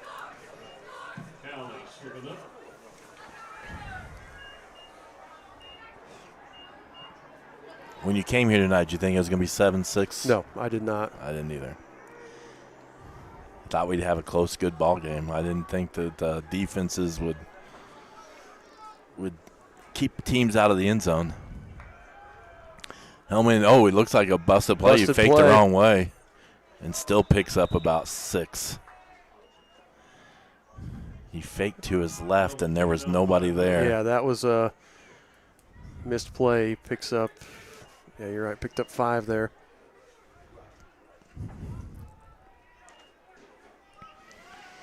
So 3rd and 8 now for the Raiders. And again, you think about they being down a point, they gotta score. You know, they can't trade like a punt here because the Royals could burn a lot of clock. So they got to pick up some yardage here. Oh, a little jump pass, the screen. That's the first time we've really seen the screen, I think. Cowley is short. And Hellman is down again.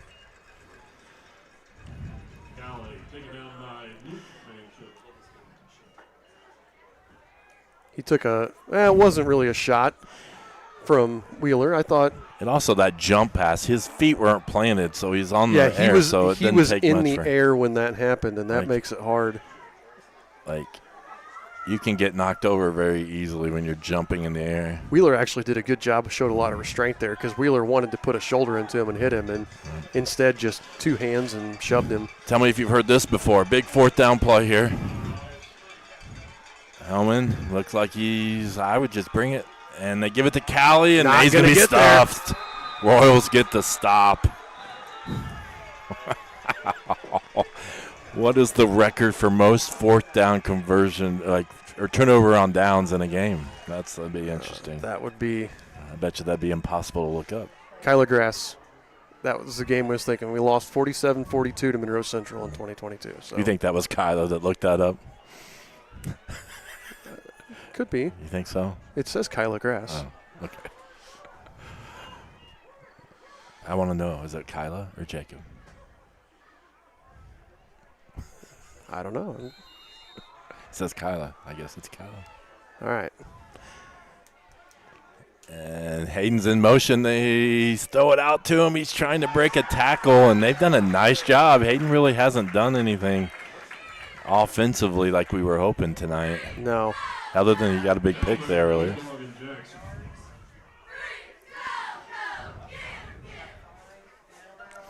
That's a big loss of yards there on first down. Yeah, lost 5.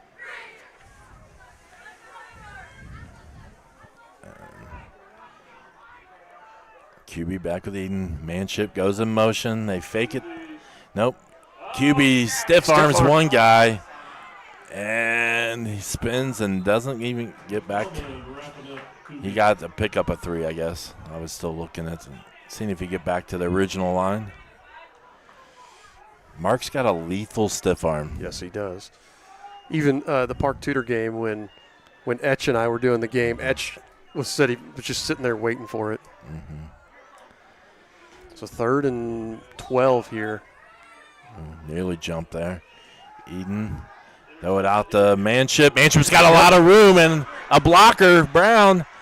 And that's all right. Big pickup there because you got to realize we have the lead. We're not looking to get a big score here. You can run a lot of clock here. At least use their timeouts. Yep. And Shenandoah has a player down as the team goes to their huddle, but and that was huge. That was just a busted coverage. So there is it Taylor, Ethan Taylor, that's coming up? Yeah, that was a busted coverage. They were in man coverage there, so they had one guy going deep with Brown. They had one guy going on the in route with Luke Manship, and the safety never came down on Eli. So just kind of a blown coverage. A nice, easy throw and catch. Yeah. So Eli's up to 7 catches for 67 yards. 3 minutes, 40 seconds left.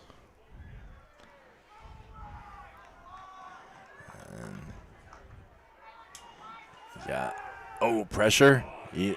Elijah gets out of it. He throws it deep. And it is caught. No, it's bouncing. Sorry. I think he was out of bounds anyway. I'm going to blame the screen. The window's a little easier to look through. Yeah, the window's easier.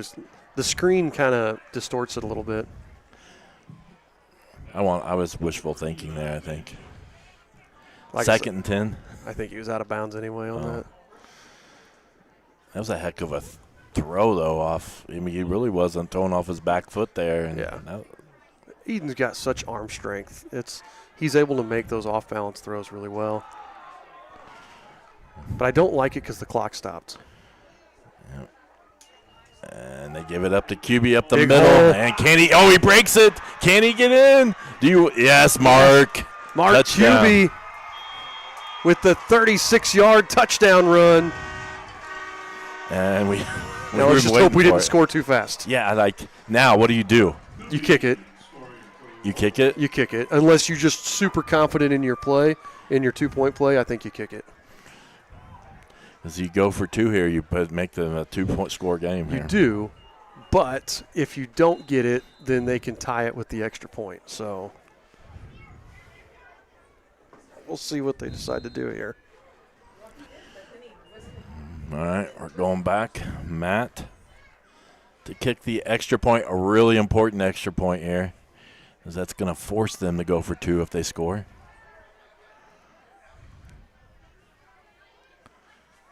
Good pro. Good kick. Up and through. And a big run there by Mark. And the Royals take a 14-6 lead.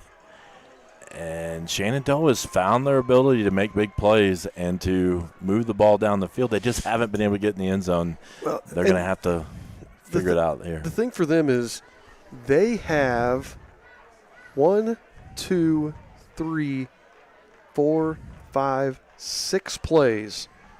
That's it, of 10 yards or more all night. And so they have not gotten stuff in big chunks. It's been, and of those 6, most of them are 10 yards, 11 yards, 13 yards. That's what they've been. And so for them, they've not big chunked us down the field. They've just 7-8 yarded at a time down the field. And so this is where, as the Royals, you just want to keep, you got to keep the defense exactly how it is. Don't go into some sort of prevent defense, which I know Coach Josh Holden, he's not going into a prevent defense here. That's just not how he is, and that's not how our D coordinator, Dylan Snyder, is wired either. They're going to keep their foot on the gas pedal. All right. In the NFL, you'd see them go into a prevent defense, and right.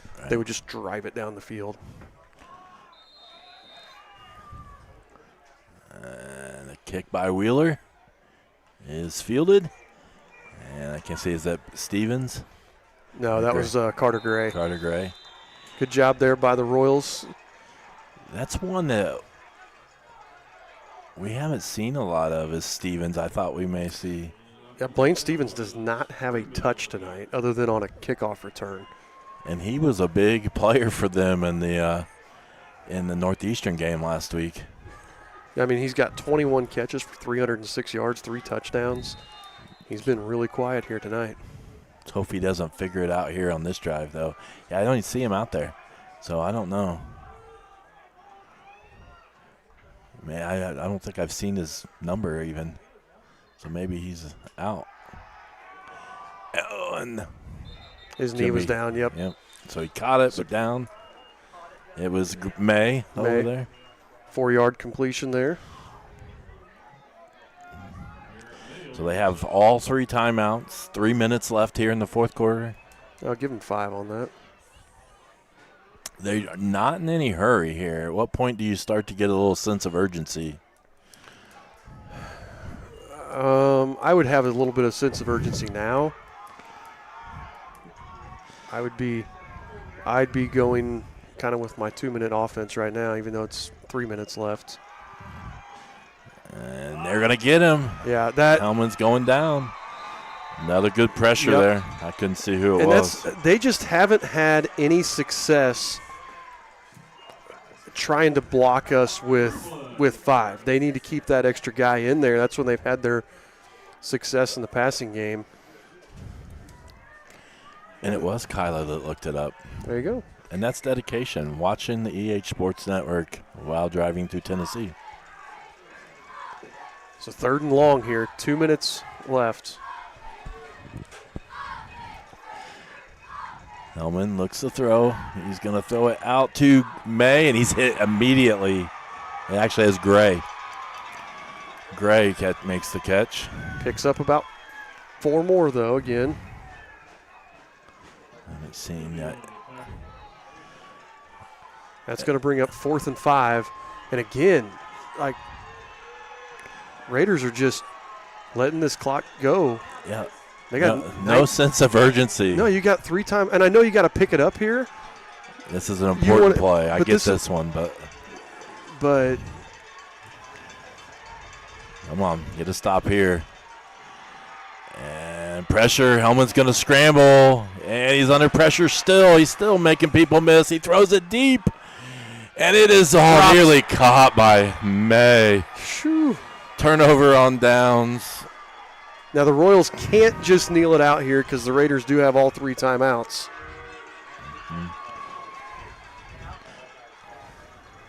Hellman is going to be a tired guy tonight. We've done a good job at pressuring him, and he has done a tremendous job at avoiding that pressure, but it's been a long game of that. This is where you go 3 straight runs to Mark Cubey, make him use all 3 timeouts. Hang on to it with 2 hands. And then just punt it down to the 1.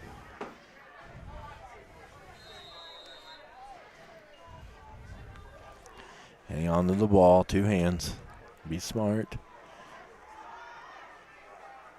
Shenandoah has shown the ability to strip the ball out of our hands. Yes, they have. So that's the first timeout. Yep, so Mark picks up nothing there.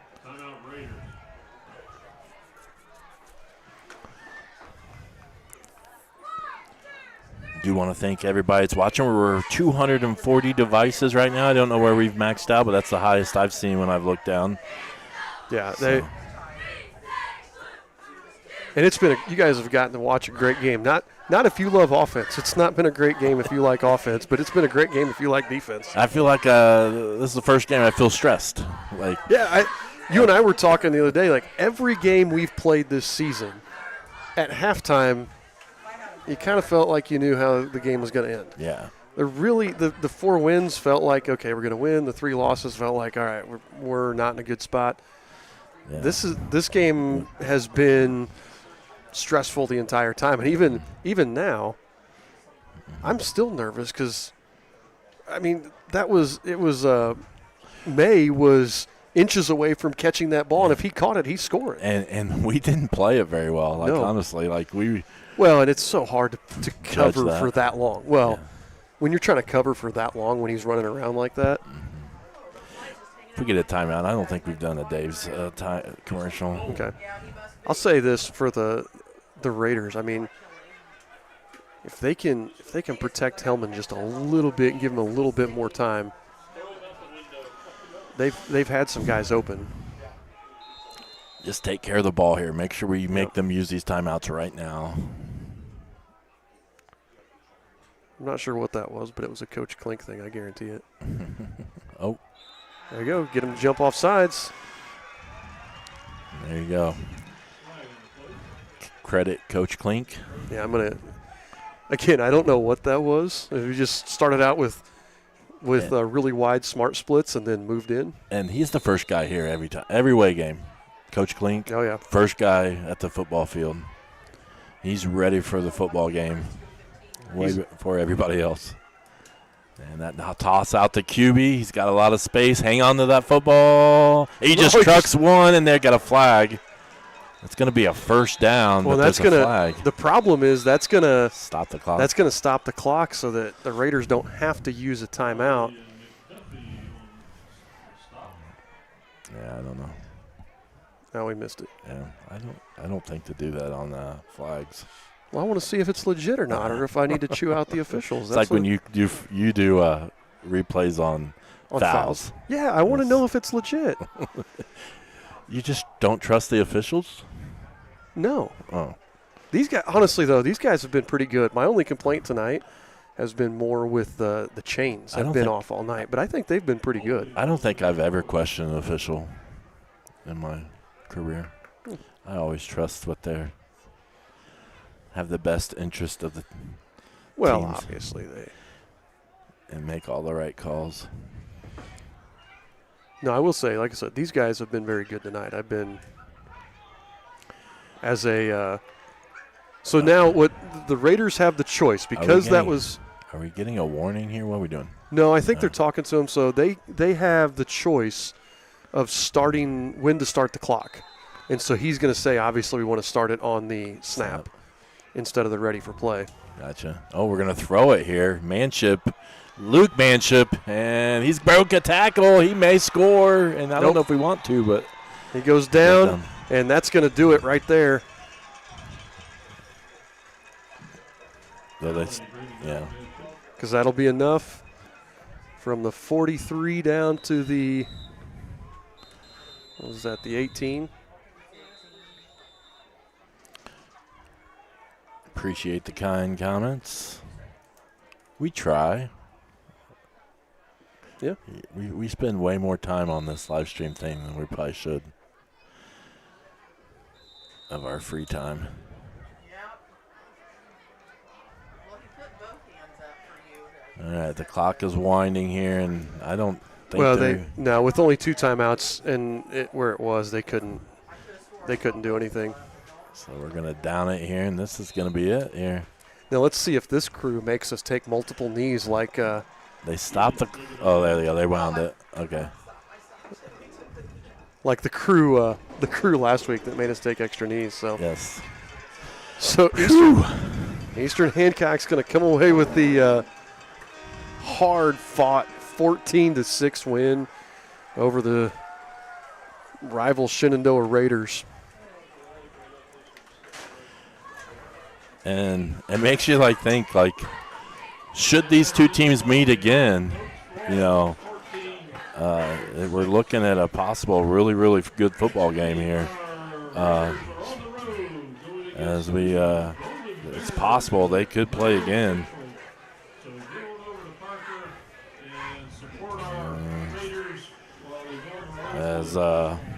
What a game. We're going to get that commercial in while you're doing stats. We'll be right back.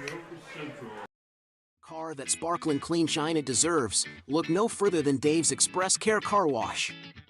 Conveniently located at 1749 West Main Street in Greenfield, Dave's Express is your family-owned and operated car wash destination.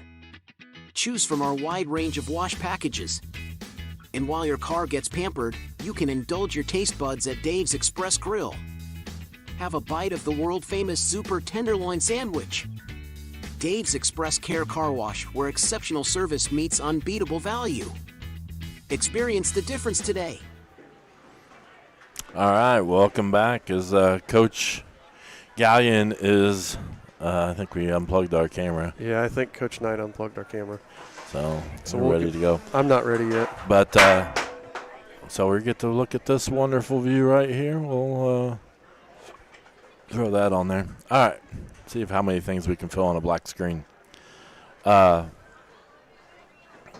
He's adding up the stats here. Not big numbers, not gaudy numbers like we've seen before over the last few weeks, but I think when you look at this team, the defense made stop after stop. Both teams really. Big fourth down, how many times we say that, and the team would find a way to get the stop when they needed it. I'm going to get rid of that. I don't like it. Okay. But well, and so here's your unofficial stats for Eastern Hancock. Elijah Eden, 12 of 19 passing, 108 yards, 1 touchdown, 1 pick. So he didn't go over 100 yards until that pass right there at the end to Luke Manship. So really again, we talked about kind of a quiet but an efficient night, 12 of 19. Mark Cubey, 20 carries, 119 yards, and a touchdown. He had that big 36-yard touchdown run that really just kind of sealed the game for us there at the end. Eli Manship, 7 catches, 67 yards, and a touchdown. Luke Manship, 3 catches for 48 yards. Hayden Jackson had a catch for -5. Blake Whittington had a run for 5. And let's see, Matt Hunt, 1 carry, 6 yards. Luke Manship, 1 carry, 6. Eli Manship, 1 carry, 2. And Dawson Springman, 1 catch for -2 yards. All told, the Royals had 232 yards of offense, which is about a little under half of their season average. So credit the Shenandoah defense on there. But Royals did the same thing to the Shenandoah offense. Jarrett Hellman, 16 of 21 for 96 yards passing and 1 touchdown. So really efficient, but just a lot of them were short. He only had 1 completion over 10 yards. Let's see, Cowley had 18 carries for 32 yards. Wow. Yeah. Now, in the first half, he had several, like that fake punt was a big loss and stuff like that. But still, he had 18 for 32. Hellman, 21 carries for 31 yards. Now, again, the sacks go against him there. Right. So if you take out the sacks, he had 8, 11, 18, 26 yards in sacks. So he actually had over 50 yards rushing. But still, from what we've seen him do in previous games, that was clamps on him defensively. McDuffie had 6 carries for 20 yards. Receiving-wise, Ethan Taylor, 2 catches, 13 yards. Carter Gray was their leading receiver, He had 7 catches, 33 yards. Cowley, 3 for 15. Garrett May, 3 for 15. And then Trevor Buckler had 1 catch for 20 yards. That was their longest play of the evening. So they wound up with about 190 yards of offense unofficially. So, again, both teams held to about half of their season average. But I want to say this defensive battle, both coaches came in with an excellent game plan defensively. That was a lot of fun to watch. Now, big question, Sunday. Sunday night, sectional draw. Do you want to put the sectional up there again? Let me see if I can find the so right. We can see that. Pregame, sorry. So here's the sectional. And again, Lapel, we saw they were up 42-0 at halftime. Let's just say Lapel probably won. That's going to move them to 8-0 on the season. Northeastern was up at half over Knightstown, but that was a close game. Centerville, they were up. They were up big last I saw. Triton Central was in a fight with Beech Grove. I don't think there's a draw you're like, oh, that's a good draw. I mean, maybe if you saw maybe Lapel and Triton Central on the other side, maybe. But even then, you're looking at Winchester, who's 6-1. Yes, and Northeastern, and so I mean, there's not really a good draw when you look at the draw on Sunday that you're like feel real comfortable with. No, you're gonna have to be in a battle, and whoever wins this sectional is going to be. I mean, part of me wants to say that I feel like Lapel is probably the favorite in the sectional. They're undefeated going into next week against us, and they haven't really been in a lot of fights. Like, they played a tough, decent schedule, and they've won them pretty soundly. So part of me wants to say Lapel might be the favorite, but we'll see next week. And I mean, you look at Shenandoah played Lapel. It was 28-12. So, that was a 2-score game. I think we'll see next week. Now, that was way back in week 3, but you're right. The sectional draw, whoever wins is going to earn it. There's no easy route. So, like I said, hopefully this is just my fingers crossed. I just don't want to draw Lapel because I don't want to play in week 9 and week 10. Right. Although it worked out for us last time we did that because we lost week 9 and then beat them on a walk-off field goal week 10. So that was a lot of fun. So with that, anything else that we want to add? Any Paxton Farms player of the game? Yeah, we need to figure that out. And then I do want to mention the softball. I almost said softball. Volleyball sectional next week. So make sure you come out and support the girls. But player of the game, I mean, I feel like we have to go defensively somewhere. I have one in mind. Although I could go, there's 2 that jump out at me. What are you thinking? Taylor Conley, I mean, is one that just like anytime you saw a huge play, it seemed like it was him. Brennan Trueblood, as a lot of times he didn't quite finish the tackles, but he was causing a lot of havoc back there for Hillman. Those were my 2, was Brennan Trueblood and Taylor Conley. So I say we give it to both of them because I couldn't. In the run game, it was Conley. In the pass game, causing havoc in the backfield was Trueblood, and that's what led Hellman to not be able to complete a lot of those deep passes. So let's give it to both of them. Our Paxton Farms Sweet Corn players of the game, Taylor Conley and Brennan Trueblood. All right. Anything else? Lapel. At Lapel. So we have permission. We've always had good luck streaming from there as far as everything goes. So shouldn't have any issues. It may be – we don't know who's going to be streaming. Some combination of us will be streaming next week. We have it. It's undecided. Undecided because that is my 10th anniversary. So I might be there. I might not. We'll see. I might be there. I might not. Yeah, exactly. So the weather's always great in Lapel. Yes, the weather's always we've lucked out. The weather this year's been tremendous. I have no complaints. So, all right. We'll see you guys next time. We want to thank everybody who tuned in tonight, and we'll catch you for the volleyball sectional on Thursday. Good night. Good night.